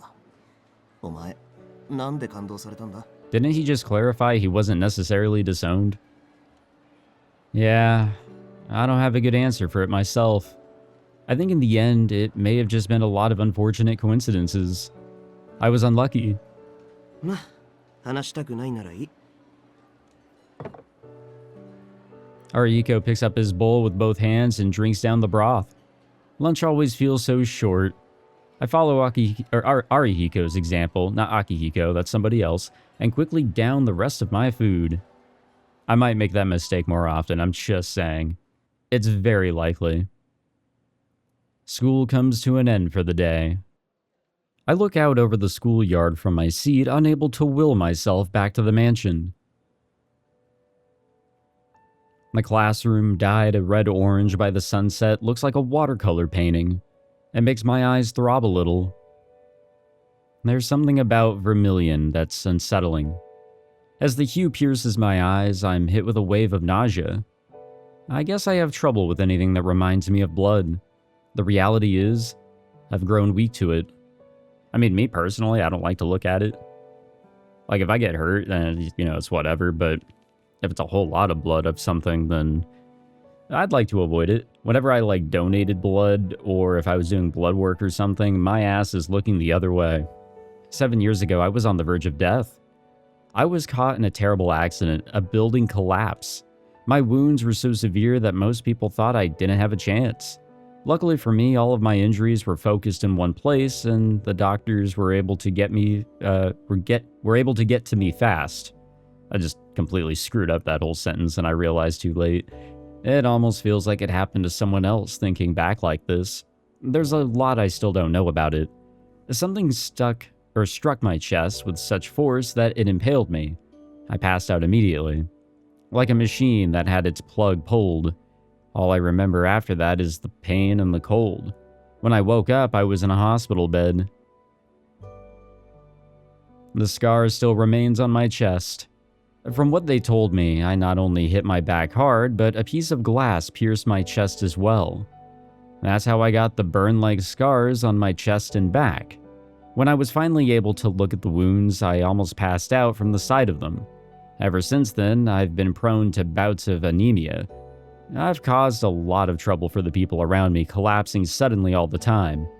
I assume that's why Makihisa Tohno, my father, decided that I wasn't healthy enough to be his heir. I see. I mean, that still sucks ass, but I hold down the urge to vomit. I breathe deeply, waiting for the needling in my eyes to subside. A mark of death hidden under my school uniform. I've been able to see the lines ever since the accident. It's only thanks to the glasses Master gave me that I've kept some semblance of a normal life. Without them, I'm sure I would have gone mad a long time ago. Keiko was worried that the Tohnos weren't normal when we had said goodbye this morning. But there was no need. The reason being, I'm hardly normal myself. Well, who's to say they're normal, you know? I push my glasses back up the bridge of my nose and grab my bag. I can't stay in the classroom forever. We can go wander around the school, or we can just head back towards the manor. You know, we'll have to go back eventually. Might as well, let's take a look around the school, you know? Maybe we'll come across something or someone. Honestly, I'm still not quite ready to go back. I don't really have anything to do, but maybe wandering around the school will help ease my nerves. Yeah, I mean, movement is good for you. Sitting in the same place and, you know, just letting everything eat you up is probably not a good thing. At least let things eat you up while you're getting some steps in. Come to think of it, I made plans with someone this morning. そうだった。 Wait, we did? 電車の中で茶道部に顔 Oh, を出 that's すって話 right. をしたんだっけ。 Shit, even I forgot. It must be fate that I remembered that at this exact moment. I've still got time before the school locks up. I might as well check out the tea ceremony room, wherever that is. I'm pretty sure we don't know where that is. The tea ceremony club's room is hidden at the end of the student club's annex. Well, I guess we found it. It took me about 10 minutes to find this place, far longer than I expected. It didn't help that nobody knew anything about a tea ceremony club. I ended up going to the faculty room myself and looking it up on the floor plan, and now I'm here, so we actually didn't know from the get-go where it was. すみません。先輩、いますか? I wonder if the name is a bit of a cover-up. Like, who the hell's gonna join a club like that? Sorry to those who join clubs like that, by the way. I knock on the sliding door as I call out. A moment later... おや、誰かと思えばトーノくん。 A face I know all too well emerges. もしかして遊びに来てくれたんですか？いえ、これは遊びに来てくれたと見ました。ささ、そういうことなら中にどうぞ。ちょうどトーノくんと話したかったところです。はあ。それじゃあ遠慮なくお邪魔します。I'm a little taken aback by Shield's eagerness, but I did come here just to see her. I step into the tea ceremony room. Is it just her? Or is there anybody else? It might just be her, but this is quite the interesting looking room. This is supposed to be a club room, right? The room is far more authentic than I thought it would be. It's actually a full-on Japanese-style room. It's like this isn't even a... Even the windows, look at that shit. They really decked this whole place out. I mean, there's the tatami mats and everything, but... Like, this isn't even like it's a part of a schoolroom. It's actually a full-on Japanese-style room. I think I already said that. うちの学校にこんな教室があったなんて知らなかった。私もそう思います。形式上は部活動のためということになってましたが、校長先生の趣味でしょうね。もっとも私が入るまでは使われていなかったようですが。She walks onto the mats ahead of me with a clatter of porcelain. She begins preparing the tea. 先輩が来るまで使われていなかった。そうなんです。もったいないことに茶道部は部員数ゼロの架空部活に甘んじていたのです。お菓子は心の安定剤、和菓子の良さを伝える道が廃れているなんて、街から笑顔が消えるようなもの、いえ、雨の日に捨てられた子犬を見捨てるようなものですので、先生方にお願いして茶道部を再開させていただいたんです。部員はまだ私一人なので5人揃うまでの仮運転ではありますけど。そうなんだ。先輩好きなんだ。Doesn't hurt to have the sweet tooth. I'm pretty sure there's more to the tea ceremony than that, but that's not my business. はい、本命は洋菓子ですが、丁寧に作られたお菓子に寄せはありませんから。ともあれ、茶道部の首相として地 Okay, so it 道 is に for 勧 sure 誘 just 活 her. 動を続けているんです。そのおかげで放課後とか休み時間とかこんな風に自由に部室を使わせてもらっているんですよ。トーノくんも何かありましたらぜひ。私放課後は大抵ここにいますから。そうなんですか。It's as if she's using the club room as her own private space, like a secret hideout. I was actually just about to mention that. What is that face that she's making, and why is she getting closer to us?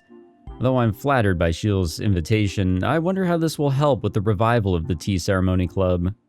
けどトーノくんも物好きなんですね。確かにお誘いはしましたけど、あれだけでここまで足を運んでくれるなんて。You know, 顔に似合わず肉食系ですか？ it's nothing. Her teasing causes the back of my neck to grow hot. I wasn't trying to hit on her, I just figured I'd stop by. But as a form of my reply, I realize I'm making excuses. いや、 But as I form my reply is what I meant to say. 特に理由はなかったんですけど。Why are we losing our field of view here? But she does have a good point. I'm not usually the sort of person to take someone up on this kind of invitation. Come to think of it, why did I come here? これは失礼。強くかけすぎちゃいましたか。I think we're still losing our field of view here. It's, really centering on her here. She murmurs to herself and claps her hands. We good? I squint against the red afternoon sun pouring through the windows. While I was busy admiring the room's decor, Shield took some floor cushions out of the closet and laid them out on the tatami mats. Well, this is nice and peaceful, isn't it? It looks like we're going to have an actual tea ceremony. あのさ先輩、俺こういう作法苦手なんですけど。 No, she'll get us up to そこ speed, は I'm 問題 sure. なく、私だって流したて前ぐらいしか知りませんよ。遠野くんはどうぞ自由に楽にしてください。 On the table are a teapot and teacups, as well as some snacks to go with the tea. The snacks are nothing fancy, pre-packaged mini cakes and rice crackers that can be found at any convenience store. I guess this really is just a place to drink tea and chat. 気軽におしゃべりするだけなんですから、堅苦しいのはなしにしましょう。そういうのは楽しくありませんからね。正座とかしないで足を崩しちゃってもいいですよ。 She smiles softly as she pours 2 cups of tea. はあ、真面目なんだかおおらかなんだかよくわからない人ですね、先輩は。 I take the cup of tea and bring it to my mouth. I had no part in it, but the Arimas ran a tea ceremony school. Growing up in their household, I've become quite accustomed to spending time drinking tea in a room like this. I drink slowly, savoring my time here as much as the tea. And then I notice it. Chiel is staring at me with an uneasy look on her face. どうしたんですか、先輩。ああ、なんだか遠野くんの方が落ち着いてるなってちょっと驚いてました。 I mean, this place is pretty chill. いや、うちはもともと厳しい家だったからこういうのに慣れているだけです。それより先輩、話がしたかったって何ですか？はい、朝のお礼をまだしていなかったので、電車で迷惑をかけてしまったでしょ。だからそのお詫びとしてこうしてお世話をしてあげたいなって思ってたんです。 Chiel smiles, not seeming to realize what she has said. お世話って。 Yeah, that does come off a little weird, doesn't it? 間違ってるよ、先輩。あれ？そうですか？礼を尽くしておもてなしをすることをお世話をする。言わない。間違いではないと思うけど、ちょっと正しくないというか。そうでしたか。ごめんなさい。にわか知識でおかしなことを言ってしまって。 Her shoulders slumped dejectedly. Now I feel bad for making her feel bad. 心伴っていましたよ。正直に言うと嬉しかったです。作法はまず心からとも言うし、もてなす側の気持ちが本物なら、些細な間違いなんて笑い飛ばせる話だと思います。 I can't help but try to cheer her up. Chiel looks me right in the eyes. She's so focused on me that I feel like I'm some kind of rare specimen at the zoo. The fuck kind of look is this? 先輩? Maybe I'm just not used to it, but being stared at like this is incredibly awkward. 遠野くん、やっぱり似合いすぎてます。 What does that mean? 私より年下なのに落ち着いていて生意気です。 Chiel glares at me. For the second time, I find myself confused about why she acts the way she does. すみません。なんだか偉そうな言い分でしたね、今の。はい、あんまりに生意気なんで不覚にも感動しちゃいました。年下の男の子にしてやられるのってなんだか気恥ずかしいですね。 Despite her words, Chiel smiles bashfully. This means that she's not angry, right? 私、がぜん遠野くんのことが知りたくなっちゃいました。何でもいいですから話してくれると嬉しいです。いいですけど、俺の話なんかしてもつまらないですよ、先輩。 She replies with a smile, letting me know that she doesn't mind. I guess I have no choice. I don't know if this will satisfy her curiosity, but maybe I can talk about things that have happened at school. Again, very nice vibe to this room.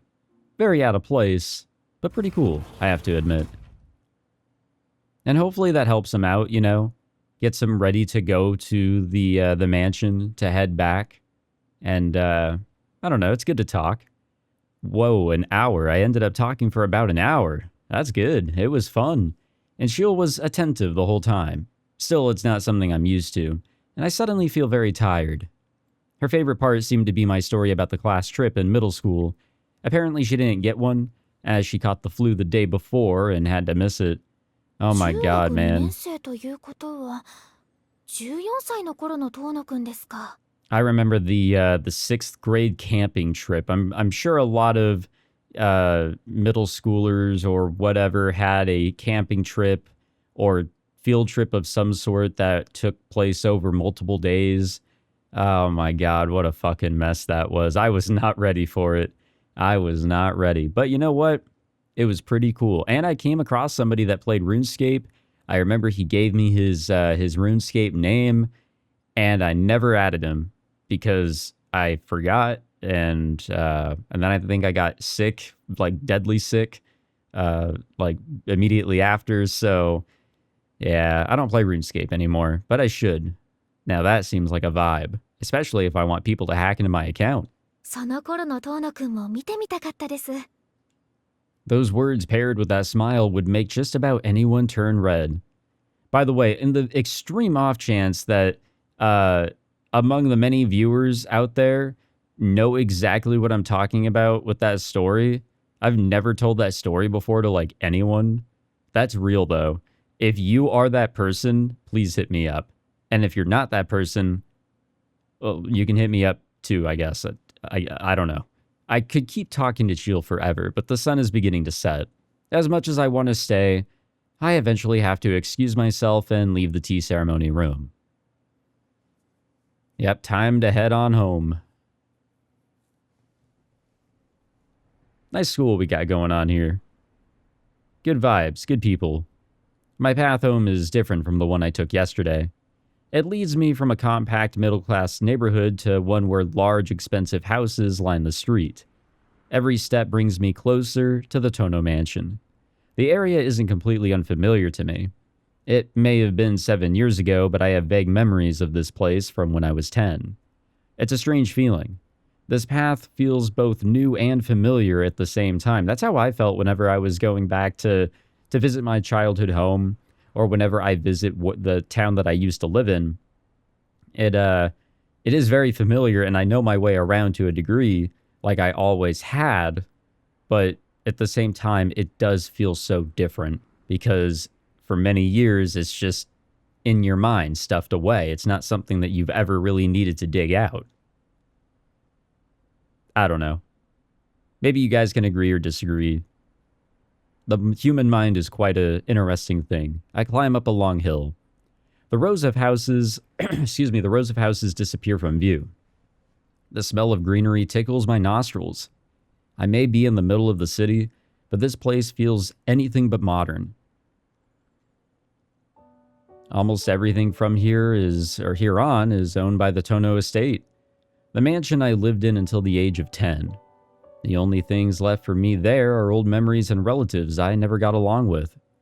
Though now only one close relative remains in the mansion. Makihisa Tohno, the father that hated me so much, passed away the other day. My mother died from an illness the year Akiha was born, so the only Tohnos left will be my sister and I. As the eldest son, I would have taken over as the head of the family, but I no longer have that right. Being the Tohno heir means a restrictive and cloistered childhood. I don't know how many times I was told off by my father for trying to escape all of that. That's why when I was left defective after my accident, he took the opportunity to cast me out. I'm sure he felt that even though I was the eldest, he couldn't leave the family in the hands of someone who could keel over dead any moment. To my father's surprise, I recovered, but Akiha had already been chosen as the next heir of the Tohno family. Akiha had been raised as the prized daughter of the Tohno, but after my accident, she had to endure a harsher education befitting her new station. We played together in the gardens until I was 10, but I haven't seen her once since then. and now it's been 7 years. I wonder how the Tohno mansion has changed. I won't have to wonder for much longer. If anything should come to mind now, it would be my father, my sister, someone else I played with as a kid. I would say our sister here. If anything should come to mind, yeah, I mean, he even brought up his sister when we were on the train, I think, or beforehand, somewhere around there. At least I'm pretty sure. So I feel like she is the focus, or at least she should be. Fuck our dad, you know? But I don't know who the someone else would be, especially if we can't, like, if it's never been brought up, there being a someone else, then I don't think that's the thing that should come to mind. But my sister Akiha. Akiha visited me a number of times when I first moved in with the Arimas. I wasn't able to see her because of my daily hospital visits, and once she started staying in the dorms at a girls' academy, and we only exchanged a few letters. Unlike Akiha, I had been expelled from the family. That's why I was able to live as freely as I have. After 7 years, my sister and I must have very little in common. Honestly, I don't really have any desire to go back to the Tohno mansion, except Akiha is there. When we were children, Akiha was a quiet girl who always looked meek and timid. She would follow me around wherever I went. With her long black hair and fine dresses, she looked like a princess out of a fairy tale locked in some tower and awaiting rescue. I know I have no right to just slip back into being Big Brother now, but I've worried about Akiha these 7 years. She was the first thing I thought of when I learned of Makihisa's death. All alone in that massive house after her father's death, more than anything, I felt responsible because my carefree lifestyle had forced the burden of the Tohno family onto her. I think the reason I agreed to return to the manor was to make amends for leaving Akiha behind. Makes sense. The main gate is shut tight. I remember thinking it was big when I was a child, but after living in a normal house, I realized just how massive this place is.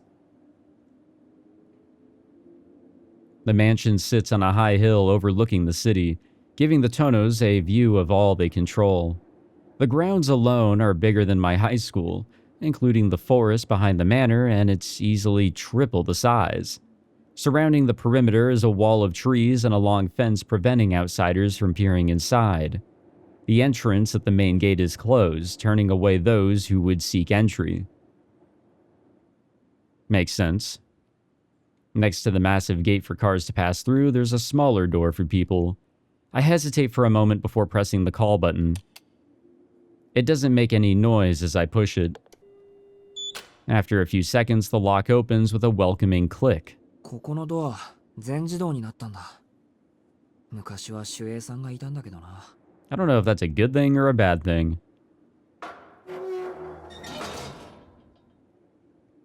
Sorry, I was getting a drink. I opened the heavy door and passed through the stone gate.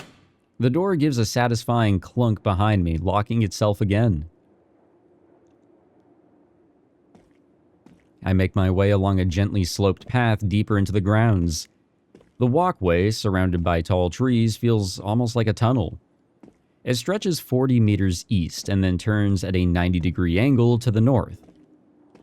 Memories flood back with each step I take. I know this path. I've walked it many times. Just a little further. I reach the corner. My feet guide me towards the north, the rest of my body following closely behind. Then on the left.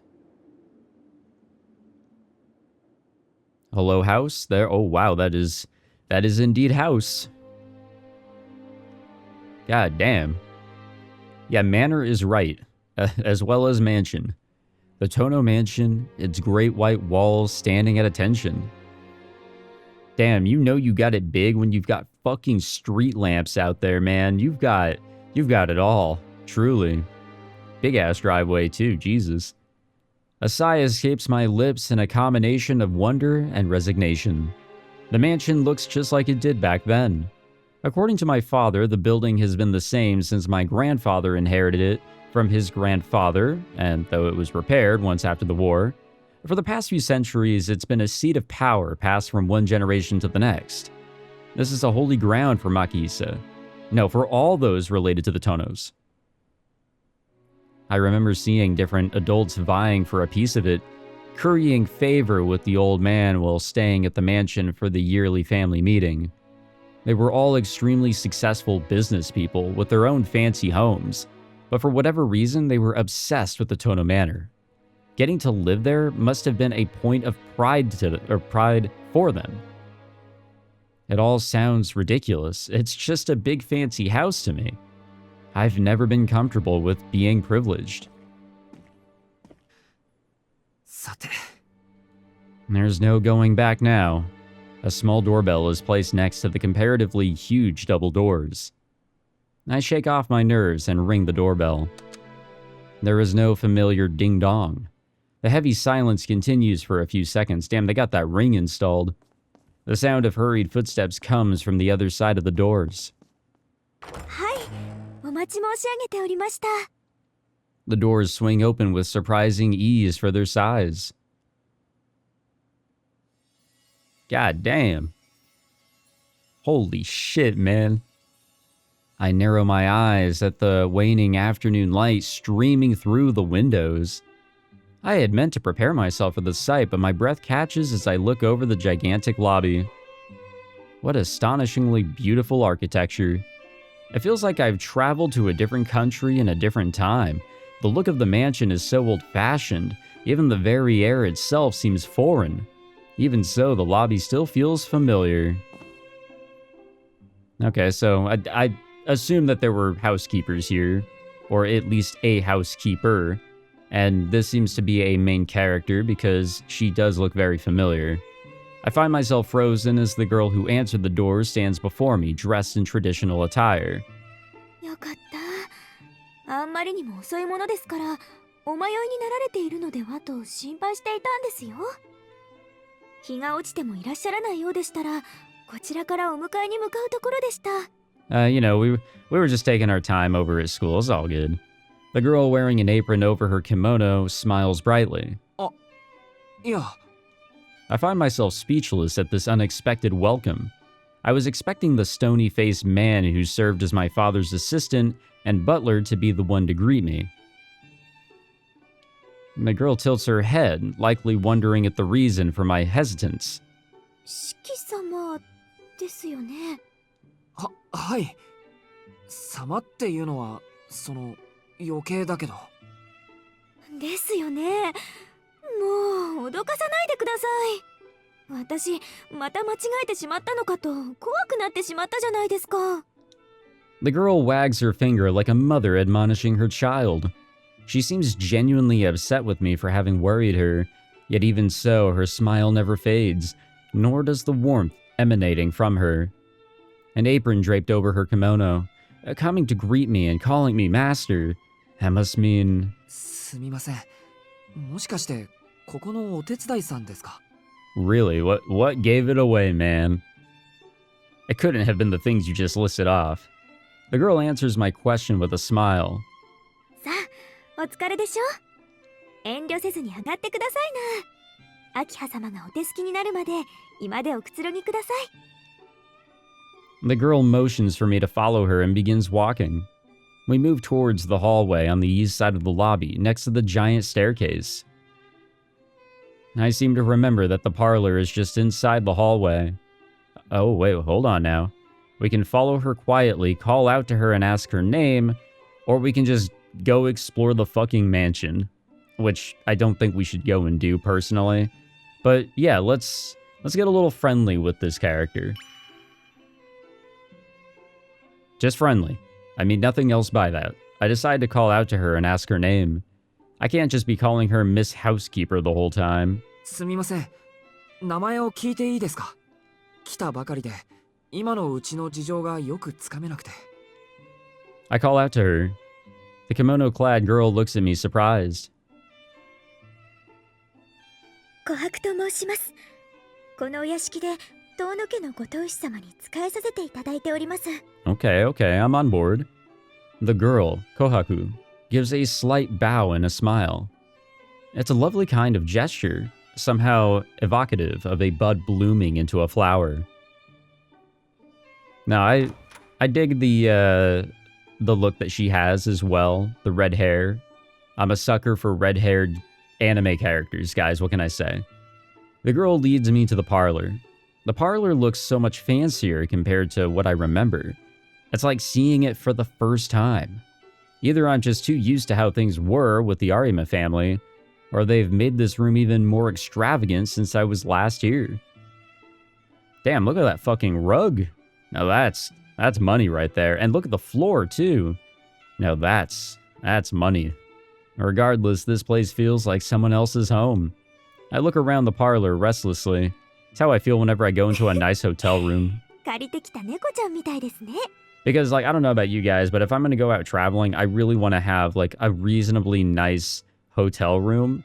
But sometimes it's not that I overdo it, it's just that I don't know what to expect. And sometimes the hotel rooms, they come out really fucking nice. And I'm a little, you know, put off. Like, hey, am I really allowed to relax here? お気持ちはわかりますが、どうぞ楽にしてくださいまし。ここは四季様の家なんですから。 Supposedly, yes. そうですよね。 Flustered, I lower myself onto the sofa. It's pathetic how overwhelmed I've become from simply returning home. The kimono-clad girl makes her way over to a cart in the corner of the room and pours a cup of tea from it, and she places the cup on a tray and carries it over to me. どうぞ。そちゃですが。ありがとうございます。 Yeah, we low-key already loaded up on that, but whatever. I can't help but feel a sense of embarrassment, being waited on with such a warm smile. I think that's just who I am, rather than something that comes from living with a more modest family. 秋葉様に声をおかけしてきますので、しばらくお待ちください。そうですね。おそらく10分ほどかかりますから、それまでお屋敷の中を見て回るのもよろしいかと。 See, now is the appropriate time to go, you know, exploring. いいんですか？勝手に歩き回って。 Well, supposedly this is our home again. 何をおっしゃいますやら。ここは四季様のお家です。勝手も何もございません。いえ、でも2階はちょっと行けませんね。 Why? 秋葉様がいらっしゃいますから。1階でしたらお好きにご観覧ください。四季様にとっては7年ぶりのお屋敷ですもの。懐かしくて胸が弾んでいますでしょ。 Yeah, probably not over the moon, but, you know. She smiles mischievously, and she gives a slight bow and leaves the room. 参ったな。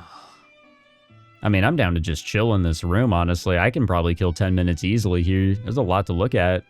My muttering echoes sadly through the extravagant parlor. Do I stay here sitting nervously? Or do I take a look around the mansion? No, we should definitely go take a look around. I'm just saying that me personally, I could chill here if I really didn't want to look around, but yeah, I think we should. Might as well.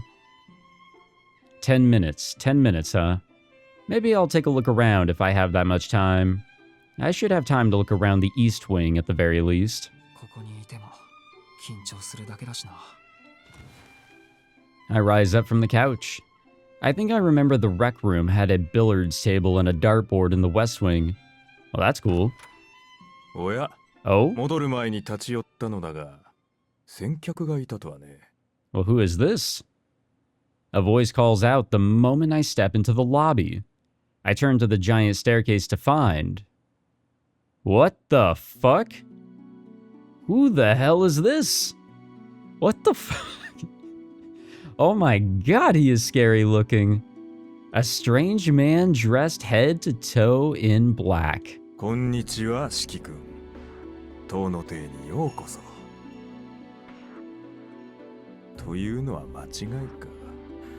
君の場合、お帰りというのが正しかった。What the fuck, dude? The man, who based on his voice, I'd assume is in his 30s, descends the stairs calmly. There is not a trace of color on him. His entire body is wrapped in black bandages.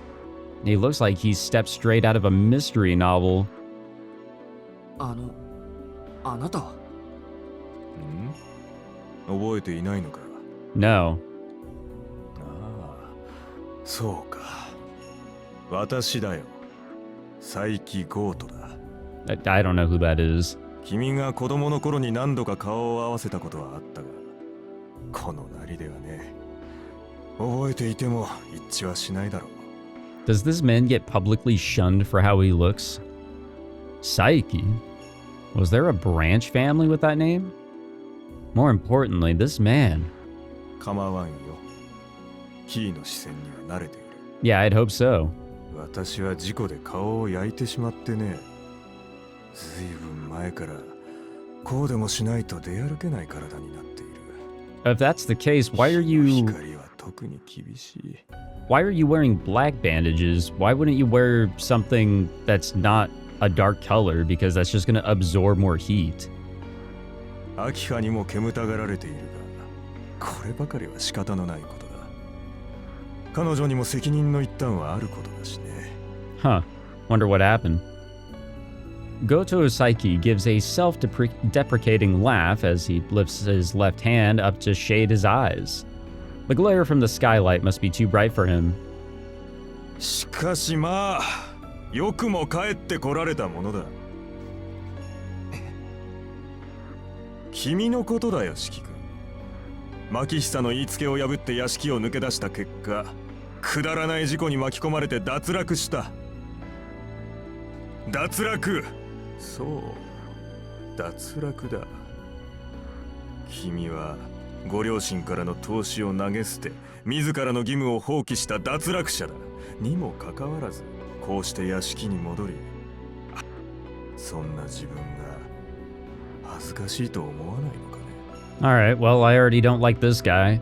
I say we unclip those clips right there and unravel his bandages and maybe beat him up a little. I resist the urge to confront him. I wouldn't. The contempt in Goto's eyes is obvious, but there's no reason to escalate things further. Besides, he isn't wrong. おや、反論はないのかな。ないですよ。義務を放棄したのは事実ですから。でも脱落者とか投資とか家族の話にそんな言葉を使うあなたこそ恥ずかしいとは思わないんですか。家族の話だからこそ的確な言葉を選んだんだがね。養育は一族の将来への投資だ。市井の人間はともかく選ばれた血筋、尊い家系において個人の自由は存在しない。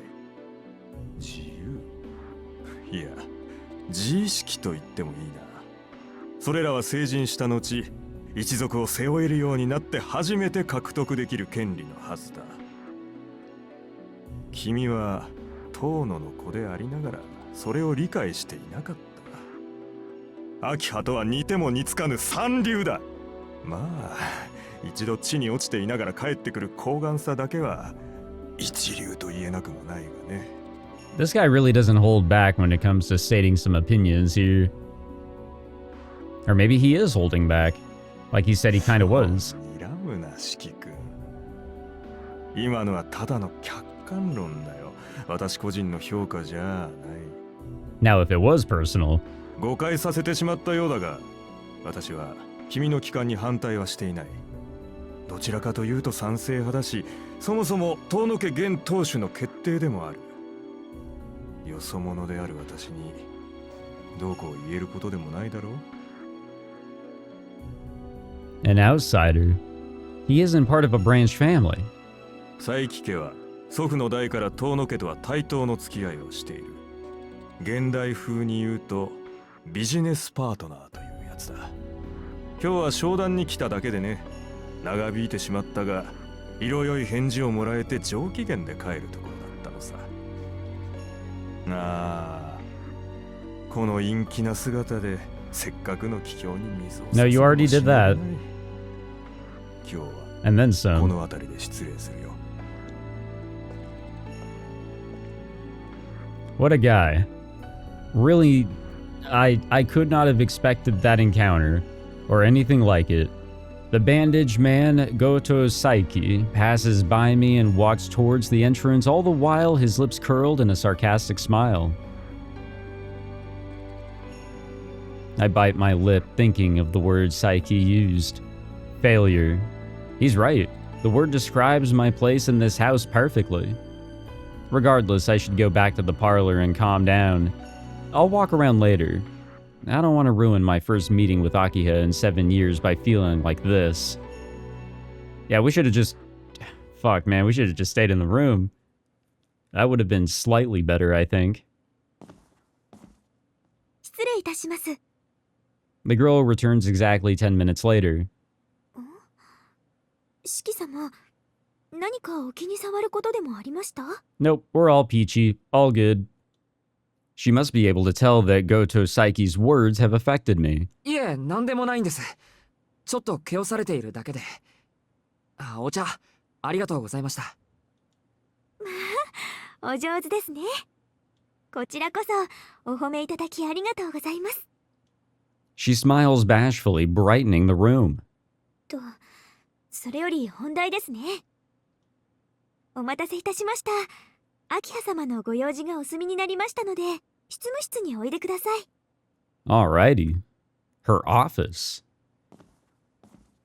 I guess we get to see who exactly this character is other than, you know, his sister. We ascend the large staircase in the lobby to the second floor. Akiha's office, the heart of the Tohno family. I was never allowed to enter Makihisa's office when I was a child. A room occupied by each generation's family head. And that room now belongs to my sister. Oh boy, oh boy. Ooh. Now this is an office right here. God damn. To work in a place as sophisticated as this. In stark contrast to the bright white of the parlor, the office is colored a dark red. Luxurious curtains line the windows. A deep crimson carpet, immaculately kept, is placed on the floor. The refined air to the room is thick with a sense of history. This is where Makihisa Tohno once presided as head of the family, and now it's where Akiha will carry that burden forward. 四季様をお連れしました。ご苦労様。仕事に戻っていいわよ、琥珀。 Can we talk about that desk there, by the way? Honestly, if you have a good desk, you've got some good things going on for yourself, I would say. はい。それでは失礼いたしますね。 That's why I really need to upgrade my desk. Kohaku gives me a slight bow before exiting the room. The only people left in the room are myself and two girls I don't recognize. Oh, here we go. Alrighty, that's her. お久しぶりですね、兄さん。 The dark-haired girl casts a dignified gaze at me as she speaks. My head is blank. The gears in my brain have stopped turning. All I manage to do is nod and agree. I'm pathetic, though I suppose it may be understandable. She looks so different from how I remember her. 兄さん、何かこの部屋に不審な点でも？ The black-haired girl narrows her eyes as if she were measuring up a stranger. いや、 Nothing coherent escapes my lips as my mind struggles to catch up.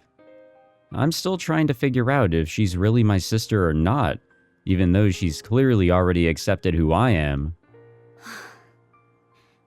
話には聞いていましたが、本当に体調が不安定なんですね。時間は無駄にしますが、私からの話の前にお休みになられますか？ I don't know if that's really necessary. She frowns.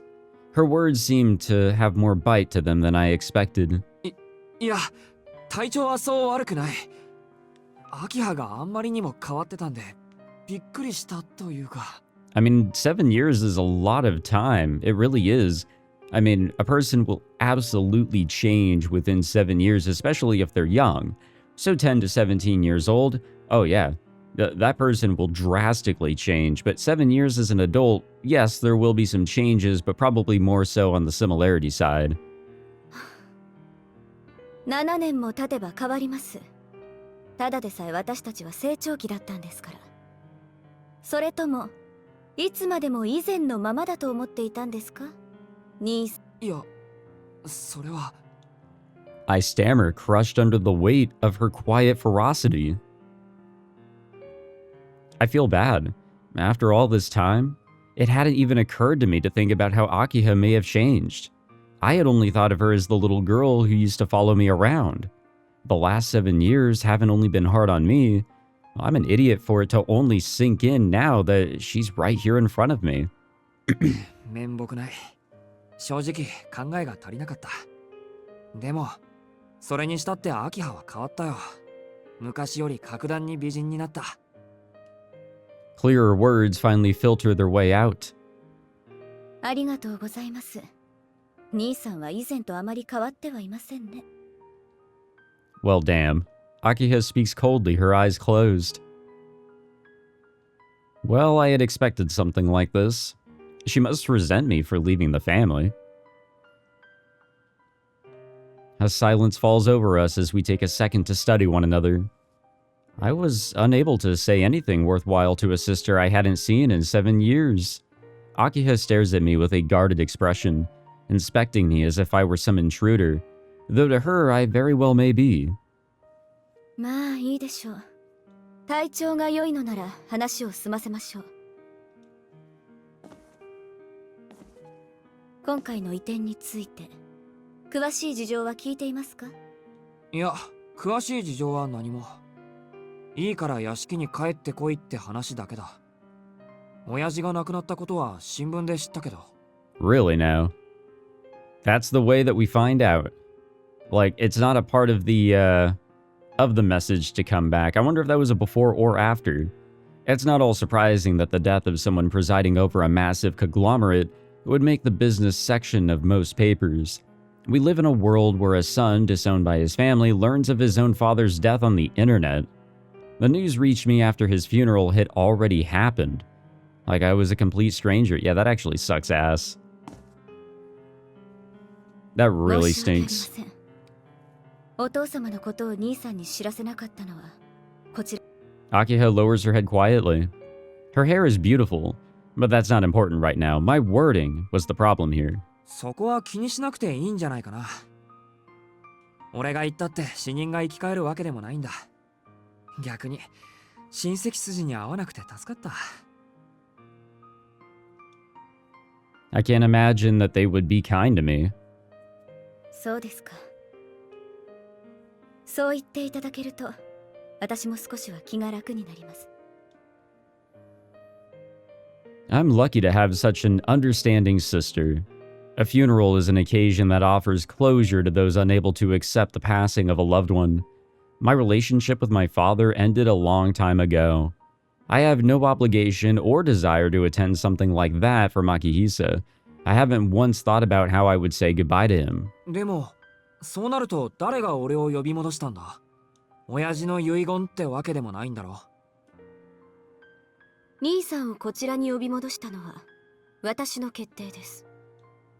いつまでも遠野の長男が有馬の家に預けられているのはおかしいでしょ。どんな欠陥があろうとあなたは遠野の人間なのですから。 I accept the word defect without a second thought. My father used it often. It doesn't bother me anymore, and if anything, she's right. お父様、遠野牧久が亡くなった以上、遠野の血筋は私と兄さんだけです。 True that. 血は守られなければいけません。お父様がどのような考えで兄さんを有馬の家に預けたかは知りませんが、理由が定かではない以上、当の指揮をこちらで監督するのは家族として当然のことでしょ。 Akiha's words are quiet but firm, as if she were shutting down any possible objections I could have before I even raised them. 監督するか。じゃあもし遠野の家に帰ることを拒否してたらどうなっていたんだ？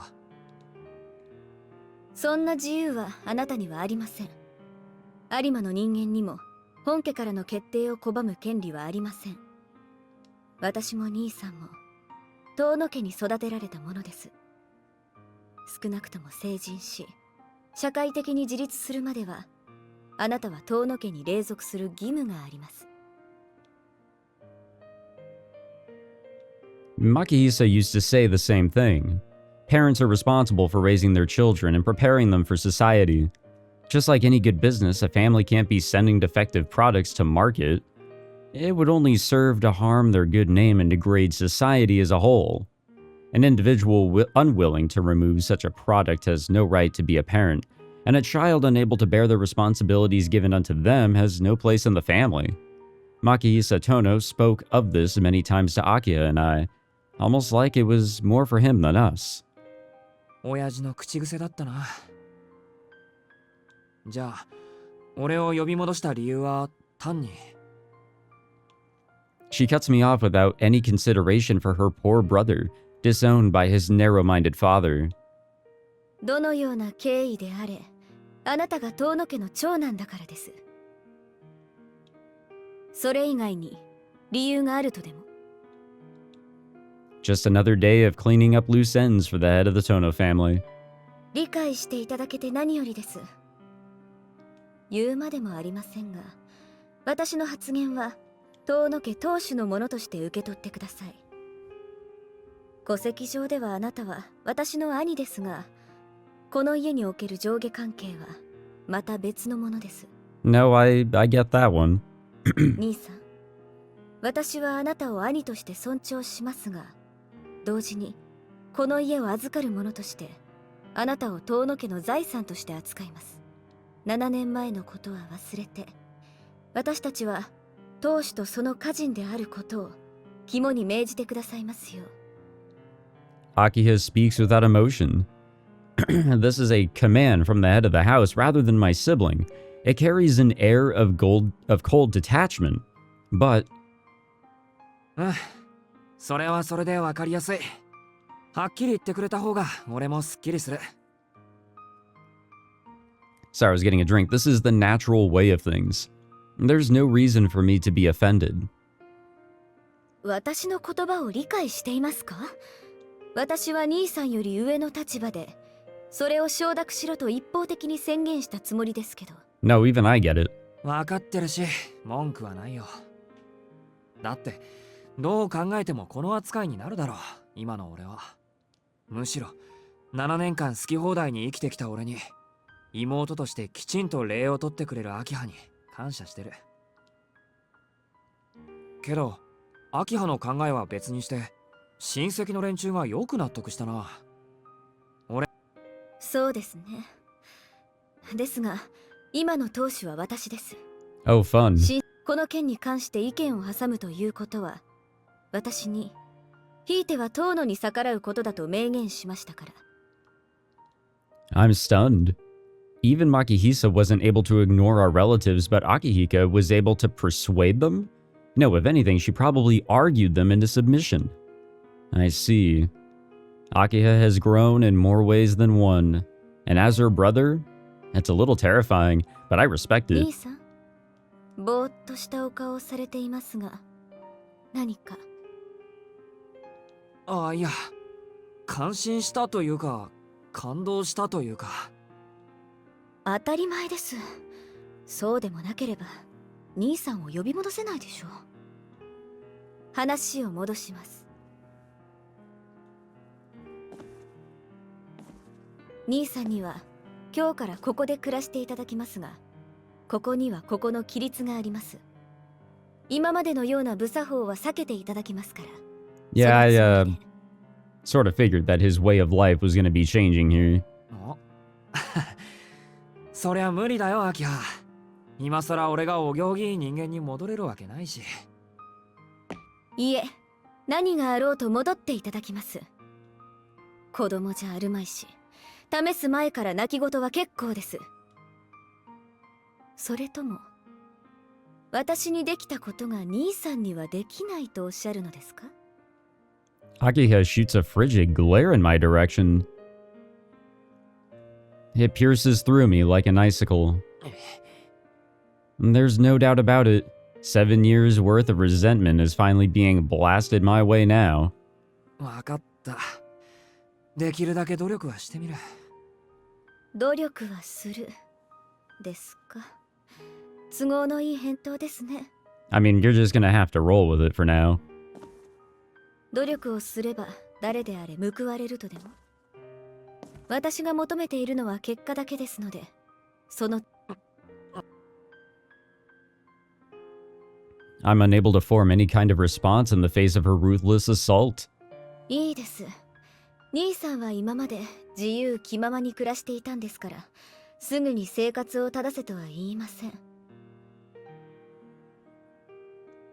最短で1週間、最長で1ヶ月の猶予を差し上げますので、どうぞ死ぬ気で努力してください。How fast can we change as a person by, you know, a week? I don't think I'll be getting any more time after that. This must be how Akiha makes compromises. ですね、そこまで無茶な話ではありませんから。現在、屋敷には兄さんと私しか住んでいません。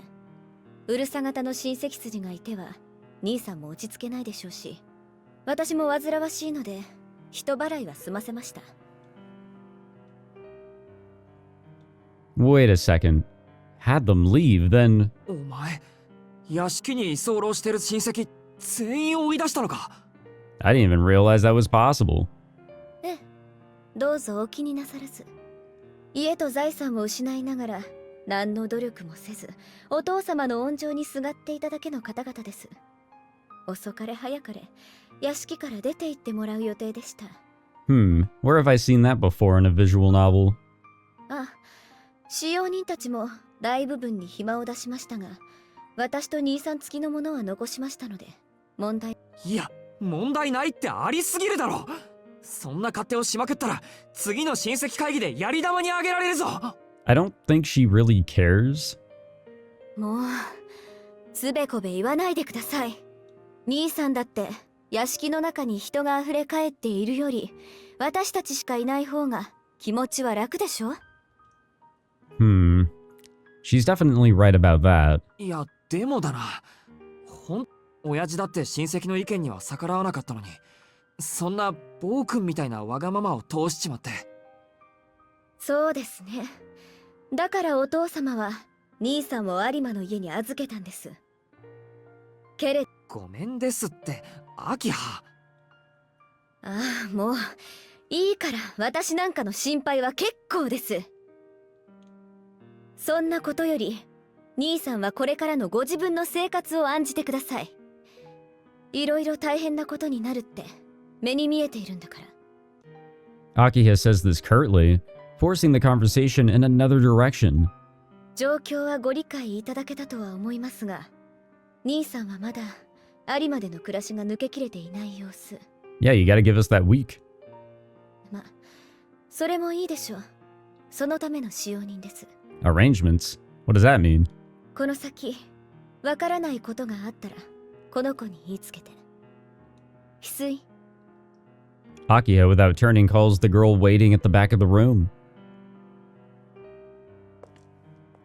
Okay, interesting. The girl named Hisui takes a step forward and gives a bow.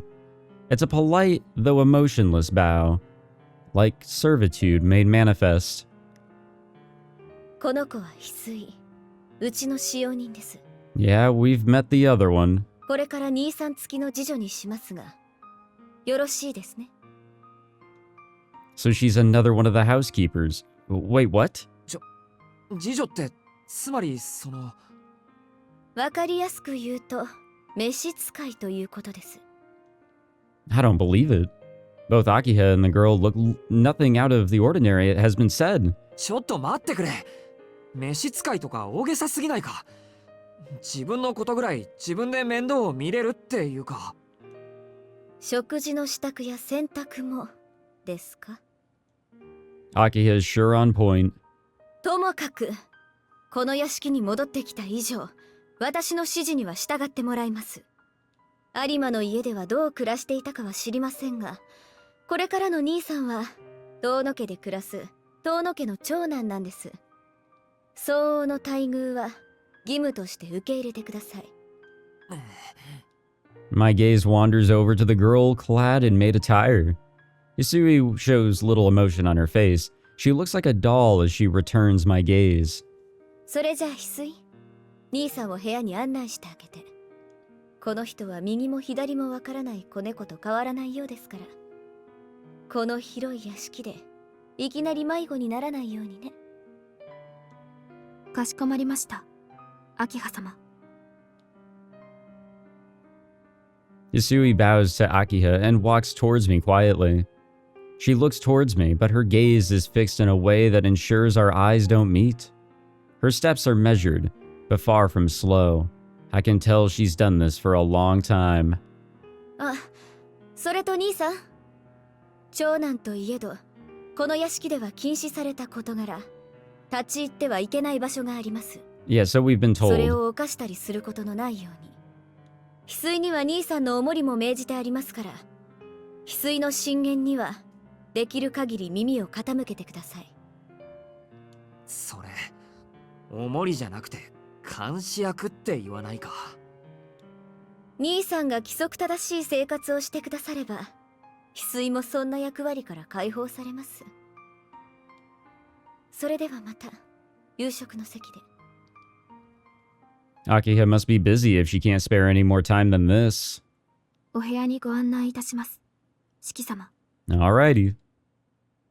I really wasn't expecting the meeting between the two siblings to be like this, but then again, I don't really know what I could have expected. Yasui moves towards the door, paying my obvious confusion no mind. Yeah, I get that one. I sigh as I leave the office. Still a very nice office. I wonder why there's some rooms here that we cannot go to. I think it was stated that the second floor is pretty much just off limits. We make our way back out to the second floor lobby. The lobby splits the Tohno mansion into two wings. It's like a giant bird in flight, extending its wings far in both directions. Each wing is roughly the size of a small hospital. I vaguely recall that the building is symmetrical, with the same number of rooms on both sides. 四季様のお部屋はこちらです。 Instead of descending the stairs, Yasui continues along the walkway overlooking the lobby towards the west wing. I guess that means my room is on the second floor of the west wing. So I guess we can kind of be on the second floor. I do like the decor here though. Simple, but very elegant. The sun has already set outside. Blue carpets line the hallway, extending in either direction. The uniform white walls bring a castle to mind. The maid walks down the hall lit by warm orange lights. なんかおとぎの国みたいだ。 Yeah, I can see how a lot of people can live here. No filter between brain and mouth here. 四季様、何かご質問でも？ Nope, just commenting out loud, you know? いや、ただの独り言だから気にしないでくれ。 That probably just weirds her out. Yasui gives a slight bow after glancing at me and continues walking again.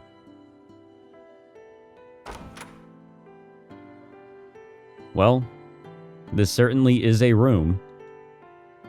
I mean, it's very nice looking. It's very clean. It's very, like, yeah, I don't know, professional looking.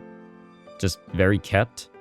I don't know what to say. Yeah, honestly, I don't know really how to describe this. And that's not the first time since returning to the mansion. Floors made with expensive teak wood. A ceiling that must be at least 3 meters high. I think I can see a sunroom further down the hall.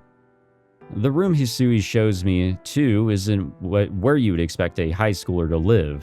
俺の部屋ってここ？はい。ご不満がおありのようでしたら、違うお部屋をご用意させていただきますが。 I'm fairly certain that all the other rooms are going to be pretty similar. いや、不満なんてあるわけないけど、その。 It's way too fancy for me. 四季様。いいんだ。なんでもない。喜んでこの部屋を使わせてもらうよ。はい。お部屋は7年前から手を加えていませんので、不自由はないと思います。Does that mean... ちょっといいかな。ここ、7年前は俺の部屋だったとか。 It's pretty interesting that he doesn't actually remember that. そう伺っておりますが、違うのですか？ Hisui tilts her head slightly. I feel a little better, so she isn't completely devoid of emotion. まあ言われてみれば確かに少しは覚えがあるし、きっとそうだったんだろう。 This doesn't feel like my room at all, but I guess that's what happens when you've been gone for 7 years, I guess especially at a young age. けどやっぱり落ち着かないな。今朝まで4畳半の部屋で暮らしてたからさ、高級ホテルに泊まりに来たみたいだ。お気持ちはわかりますが、どうかお慣れください。四季様は今日から遠野家のご長男なのですから。 Yeah, again. まあそうだね。せめて外見ぐらいは笑われないように頑張ってみるよ。 I set my bag on the desk and stretch. I'm still a bit overwhelmed by everything, but I don't have much choice other than to just get used to it. I do wish that a bigger bed was supplied here, but you know what? Can you really complain? There's a lot of like walking space here. It's really nice. It doesn't feel so compressed and claustrophobic here. At the very least, I need to be comfortable enough to relax in my own space. それと、昨夜のうちに届いたお荷物はすべて運び込みましたが、問題はありませんか？いや別にないけど。あ、なんか持ち込んじゃいけないものでもあったとか？いえ、お荷物が少なすぎるようですから。必要なものがあればご用意いたしますので、どうかお聞かせください。そっか。いや、とりあえず足りないものはないよ。 I guess living away from this, big fancy family has allowed him to kind of appreciate the smaller things in life and keep things to a minimum. So he probably just doesn't own a lot now. もともと荷物は少ないんだ。自分の荷物って言ったら、そのカバンとこのメガネと。 The only things in my bag are my textbooks and a white ribbon that I've kept for a long time. ともかく荷物のことは気にしないでいい。こんな立派な部屋だけで十分だ。かしこまりました。では、1時間後にお呼びに参ります。1時間後ってもしかして夕食？はい。それまでどうぞおくつろぎください。 I will say it would have been nice if there was like a TV or something here, just a little bit more for the entertainment, but I guess since, big fancy family, you gotta keep things pretty sophisticated looking. Yasui says, devoid of emotion, as seems to be her usual. But now my problem is how to kill an hour.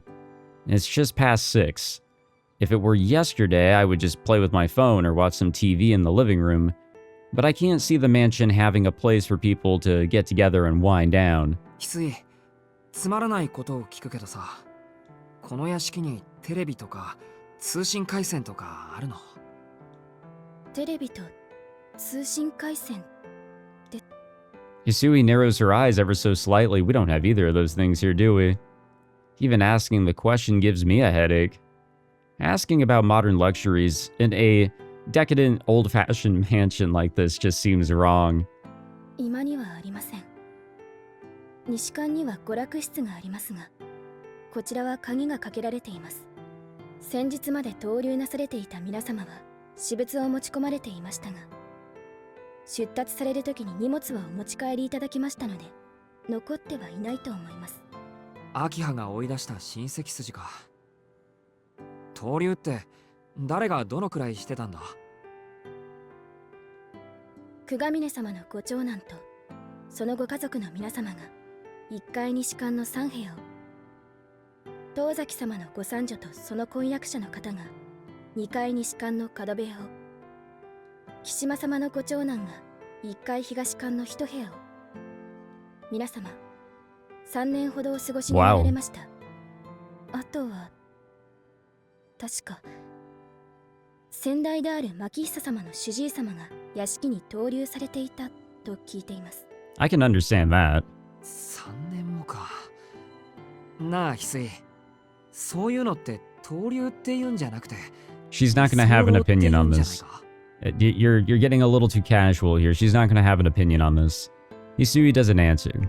Her position as a housemaid must prevent her from voicing her personal opinions about the guests. Regardless, if they've taken all of their belongings with them, I can't expect to find anything I can use. Makihisa hated any kind of modern convenience, so I can't imagine he would have allowed them access to the internet or a TV. Akiha must have taken after our father. ないからって別に死ぬわけでもないか。 No, but that does kind of stink. If nothing else, I still have my phone. I take it out of my pocket and check the time. It's silly to think I was actually worried I might not get service here. It may not be much, but I'm relieved to have at least some way of connecting to the internet. I'd expected to be stuck without one, considering how out of this world this place is. Meanwhile, Hisui is silent. I don't know if it's just her trying to be professional, but Hisui doesn't speak unless it's necessary or she's asked something. Not being used to having a personal attendant, it's a little unnerving. I'd like to try and make her smile somehow, but it's not going to be easy. We gotta give that time. 確か1階の西館の方に書庫があったっけ。暇な時はそこから何か見繕うことにするよ。 Hisui doesn't respond. She's looking in my direction, but her eyes are fixed on the empty space next to me, rather like a cat. 翡翠 Hisui says nothing, until she suddenly returns her gaze to me. 姉さんの部屋にならあると思います。は Oh, wait, what? I blurred out without meaning to. Could she mean... ですからテレビです。 Oh, we're still on that. And, well, that also confirmed that those two are related. 以前姉さんの部屋で見かけた記憶がありますから。 Hisui says like she's recalling a memory from long ago. よかった。ここでもそれぐらいはあるんだ。ってちょっと待って。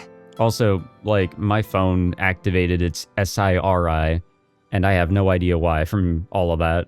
姉さんってもしかして琥珀さんのこと？はい。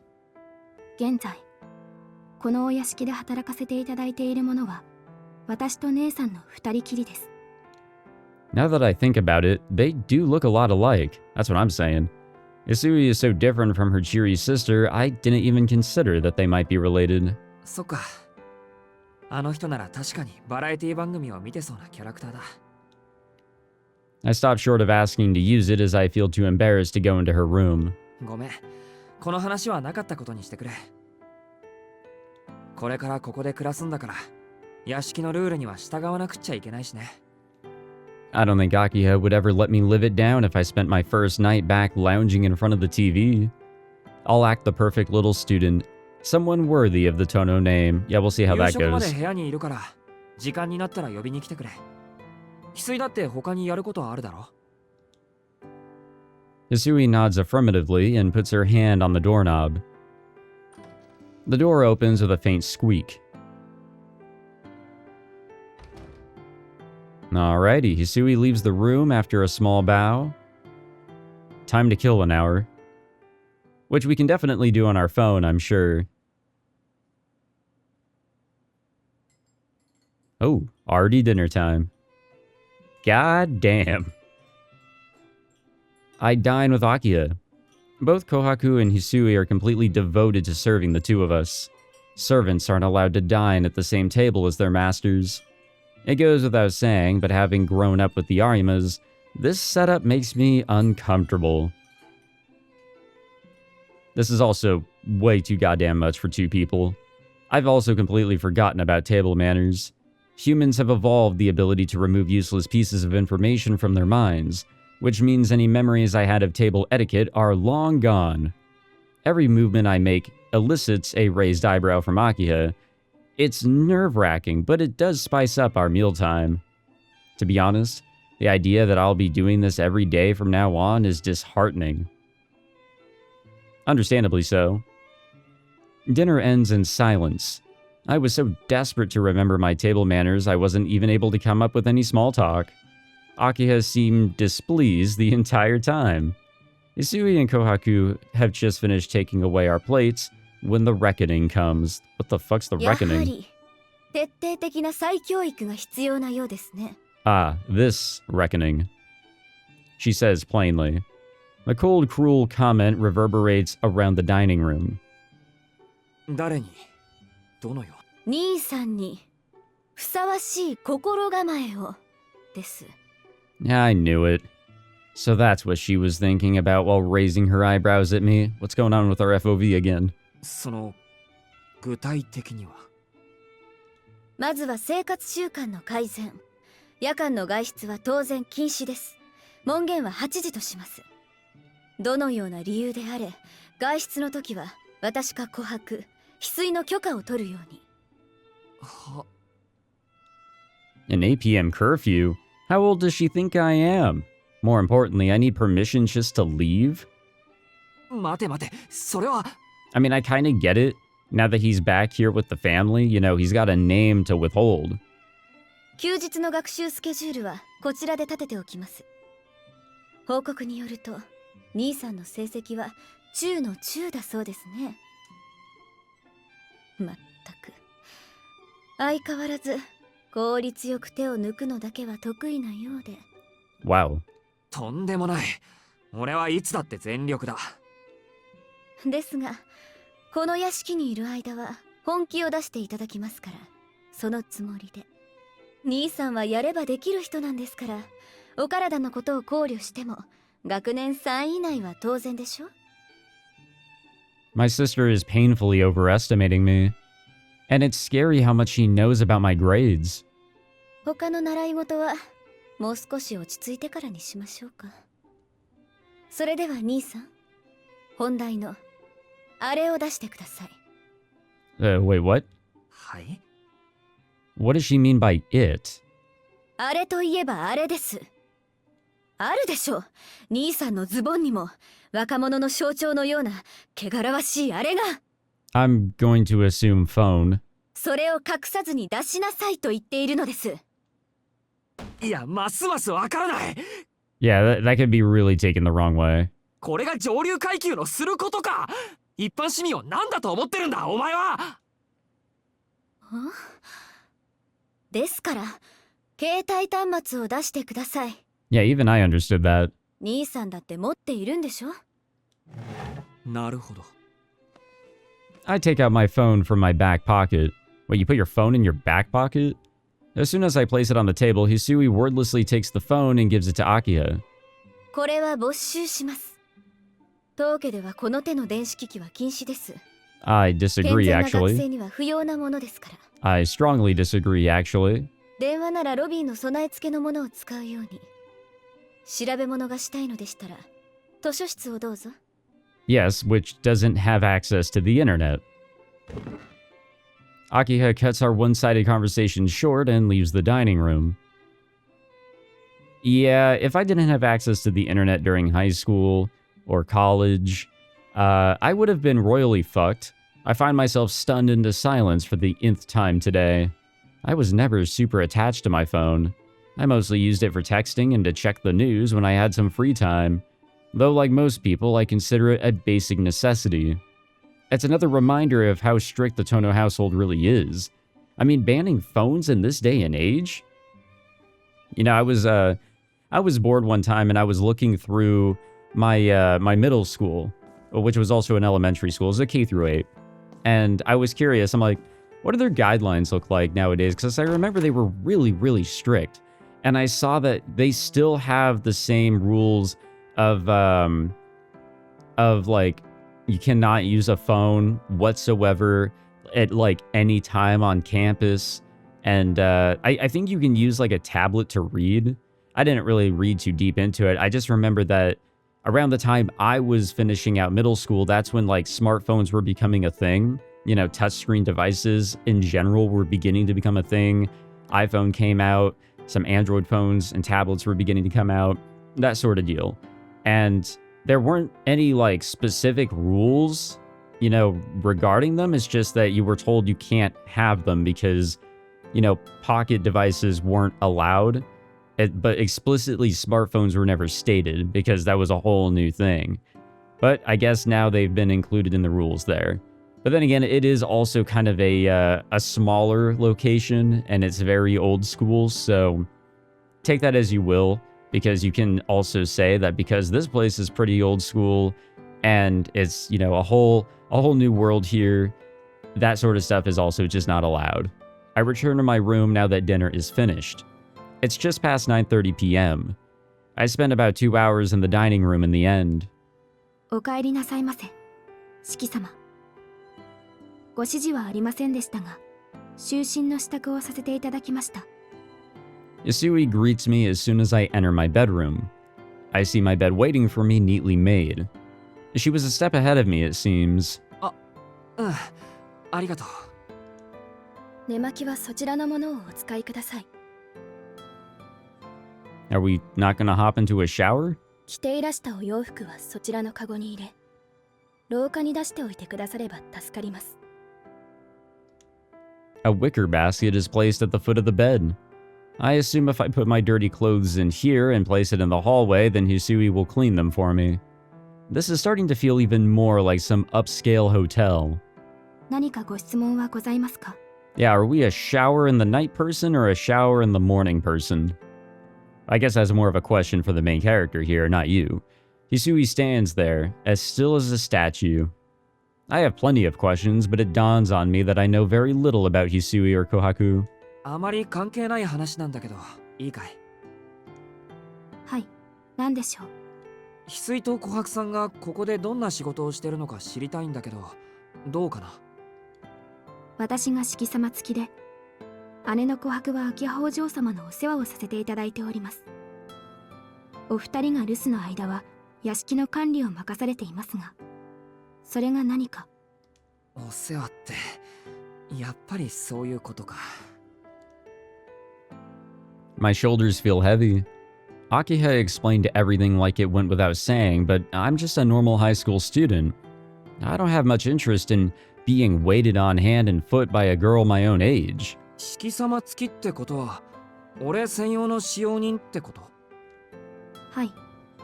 何なりと申し付けてください。Yasui bows deeply.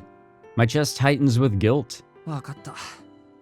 秋葉のあの言いぶりじゃ、俺を一人にはしないだろうし、そもそも俺の気持ちの問題で君を解雇させるのは良くはないと思う。ありがたくお世話になるけど。何か特別なご要望でもあるのですか？そんな大それたことじゃなくて、その四季様っていうのはちょっと。Yeah, honestly, I wouldn't be able to do that either. Coming from a lifestyle that is nothing like this, immediately being called master like the next day in a whole new environment would be way too off-putting, and I think practically everybody can agree on that one. 俺はそんな柄じゃないし、正直に白状すると分不相応すぎて首根っこをつかまれた気分になる。ですが、四季様は私の主人です。そうは言うけど、俺は今日まで普通に生きてきた身なんだ。帰ってきただけなのに、同い年ぐらいの子に様付けで呼ばれる生活とかちょっと難しい。Hisui seems nonplussed. 俺のことは遠野さんとか四季さんでいいよ。堅苦しいのはなしにしたいんだ。こっちも君を翡翠さんって呼ぶからさ。Yeah, she's not gonna be cool with that, because it's going to kind of affect her. Hisui, though otherwise expressionless, lowers her eyebrows and bites her lip. Man, I wanted to make things easier for her, but it looks like it may have had the opposite effect. ですが、あなたは私の雇い主ですから。俺が雇ってるわけじゃないだろう。失礼ながら、それは同じことです。私どもは遠野家に仕える者。ご当主様もご親族の方も、共に尊ぶべき主であることに変わりはありません。ですので、どうか私のことは、翡翠とだけお呼びください。お仕えする方に継承で呼ばれる使用人の心境を察していただければ幸いです。There's gotta be a compromise we can come to here. Hard to argue against that. Her answer really does fit that of a manor servant. 俺にできないことをやってくれるんだから、ありがたがるのはこっちなんだけど。Arguing would only serve to trouble her further. I'll refrain from voicing my own opinions on the matter for now. 呼び方翡翠でいいんだね。はい。何としてもそのように。Her please has a bit of a punch to it. わかった。じゃあそのように。でも俺に対してあんまり堅苦しいのはなしにしてほしい。お姉さんの琥珀さんにもそう伝えてくれるとありがたい。はい。シキ様がそうおっしゃるのなら。Yusui lowers her head gracefully. Alright, looks like we've got a long ways to go until we can talk casually. You know, baby steps and all that or whatever.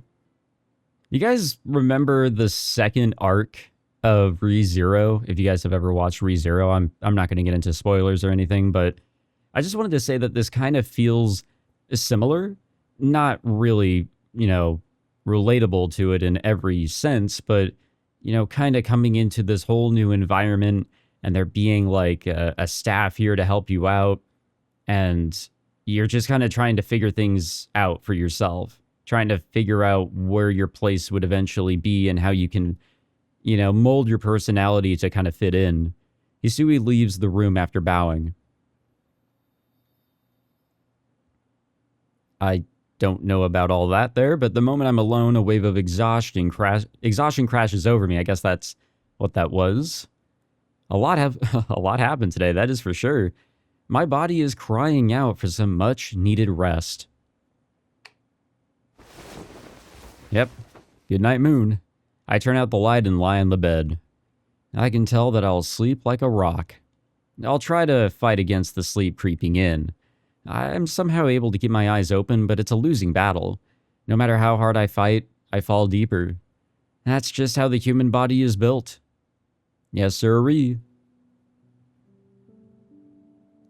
Oh, we got a nice ceiling, though. Again, all around us, it's very spacious. I stare at the ceiling, still in the space between consciousness and sleep. Back after 7 years, seeing family again. It still feels like someone else's house. でも帰ってきたんだろう。 I say, trying to accept everything. My consciousness slips away as I sink into a deep slumber. A mansion on a high hill, far away from the bustling of the town. Like an island surrounded by a sea of trees. I come to the conclusion the instant my eyes close. It's like a prison. Oh boy. Time to catch those Z's. That's always a good time.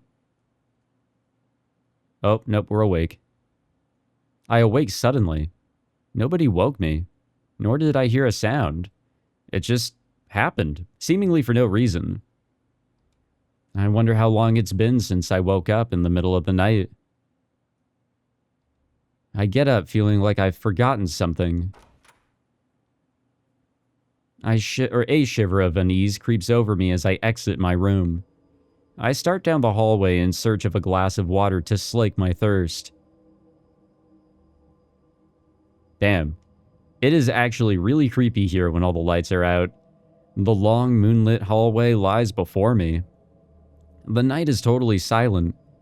This all feels so familiar. I must have done exactly this when I was younger. I find myself wandering to the stairs aimlessly, yet not. Well, where are we going? What the hell? There, a hidden section of the mansion. The stairs connect not only the first and second floors, but also to the attic by way of a secret passage. It seems even the people living here have long forgotten this place. This room, once used for storage, shows no trace of anyone having used it in years. Despite being midway through October, it's unseasonably cold tonight. I rummage through the room hoping to find a blanket. An old cabinet catches my eye. I open each drawer. Let's not make too much noise here. I find some odds and ends, but little of note. There's nothing worthwhile in the drawers. Even the giant chest I open has only a few scattered stones inside. a badge, a few trinkets, a pair of binoculars, all things a child might collect. Among them, a single thing stands out, different from everything else. The fuck is that? Stained bandages sealed in a clear plastic case. They're rolled up neatly, but so old that they could never be used. And there's nothing here. I shut the drawer and start back to my room. But... what the... was he crying? He is crying. What the fuck? Upon exiting the room, I realize my cheeks are wet. I wonder, could I have used this place when I was a child? I would assume so. He very much chose to go this direction and knew about it. So he was here at one point. Yeah, we're gonna save our progress. Why wouldn't we? Hell yeah. It took me like 4 recording sessions to get done with this one. Jesus. I probably should have saved on another spot. It doesn't matter. My saving and loading and all that makes like little sense. But alrighty. With the first day concluding, I think we will also conclude this episode. I didn't really know how long I wanted to record for this one. I just wanted to kind of go over the top for really no reason. So yeah, we'll wrap it up on this one. We'll even head back to the title. We'll just, you know, get out of there. Alright guys, this was the very beginning of TSUKIHIME, a piece of blue glass moon. And I still don't really know what to expect in this one. With this having been recorded across multiple recording sessions, I completely forgot whatever I may have said at the start. But I have decided to jump into this pretty blind. You know, I know nothing really about this title. Like, pretty much nothing at all. I've seen the characters, you know, pop up on Twitter or wherever over the years because this is a pretty popular title. It's definitely up there. So I've come across characters and this and that, similar to Fate before I got into Fate. And yeah, I don't know anything about this, and I thought it'd be really fun to jump in and give it a proper try, especially since I was able to pick this up on sale over on the Switch. I could have picked it up on sale over on my PlayStation, but I thought, there might be a day where I'll play this, you know, on the go. Maybe, I don't know. And yeah, I also don't know how much I'm going to be able to really record of this. And not necessarily out of choice this time around, boys and girls. There are recording restrictions for this title. And I've brought this up with, you know, some people that have asked about me recording this one, because it has been requested multiple times. Again, it is a popular title, I get it. But I think I can only record and upload the first route.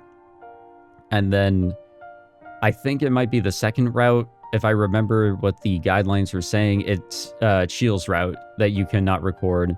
So if that is the second route, then I can only do the first, basically. That's kind of the deal there. Which is fine, but I would have preferred to be able to record everything for this title. Especially since my interest is very much piqued after recording this first episode across multiple sessions. So I have reached out to what I believed was the proper location. I sent in an email, and I was asking if it would be okay to bypass these restrictions, be given the okay, the go-ahead to record everything for this title, and I am yet to hear back. I don't know if any of you guys have any wicked connections, but if you do, any help would be really cool, because it'd be awesome to record this in its entirety, especially if I remain interested in what this story has to offer. Especially if you guys really like what I'm able to put together here. I will probably repeat some of this at the very beginning of the next episode, because I don't know how many of you are going to make it to the end here, but I just want everybody to be in the know that at this time, I think I can only record the first route. After that, I gotta end it there. And the rest of it, I'm probably gonna have to read on my own. But at the very least, I'll be able to read it. And it would be cool to make a video on my thoughts at the very end. So it's not really all, a lose-lose situation. I think there's a lot to really gather here for the channel. So I'm excited to check this out, to really get into it. The characters, they all seem really interesting. The art style and the world that has been presented to us all seem really, really cool. I'm very, very curious about where things can go here. We seem to have, I don't want to say necessarily a political thing going on here with the family, but we do have a little bit of magic introduced to us. There's probably going to be some mystery aspects that are going to be brought up, involving probably even more characters. We're probably just barely scratching the surface, which is so awesome. So excited to get into this, guys. I hope you guys are excited, along with me. And hopefully this is a playthrough that you're interested in. And if you are interested in this and you enjoyed this episode, please leave a like, because it took some time to, throw this together while also recording my regular stuff. So again, please leave a like, subscribe, so you guys are ready to go for more of this and anything else I record here on the channel. And I hope to see you guys in the next one. Take it easy, everybody. Thanks for watching.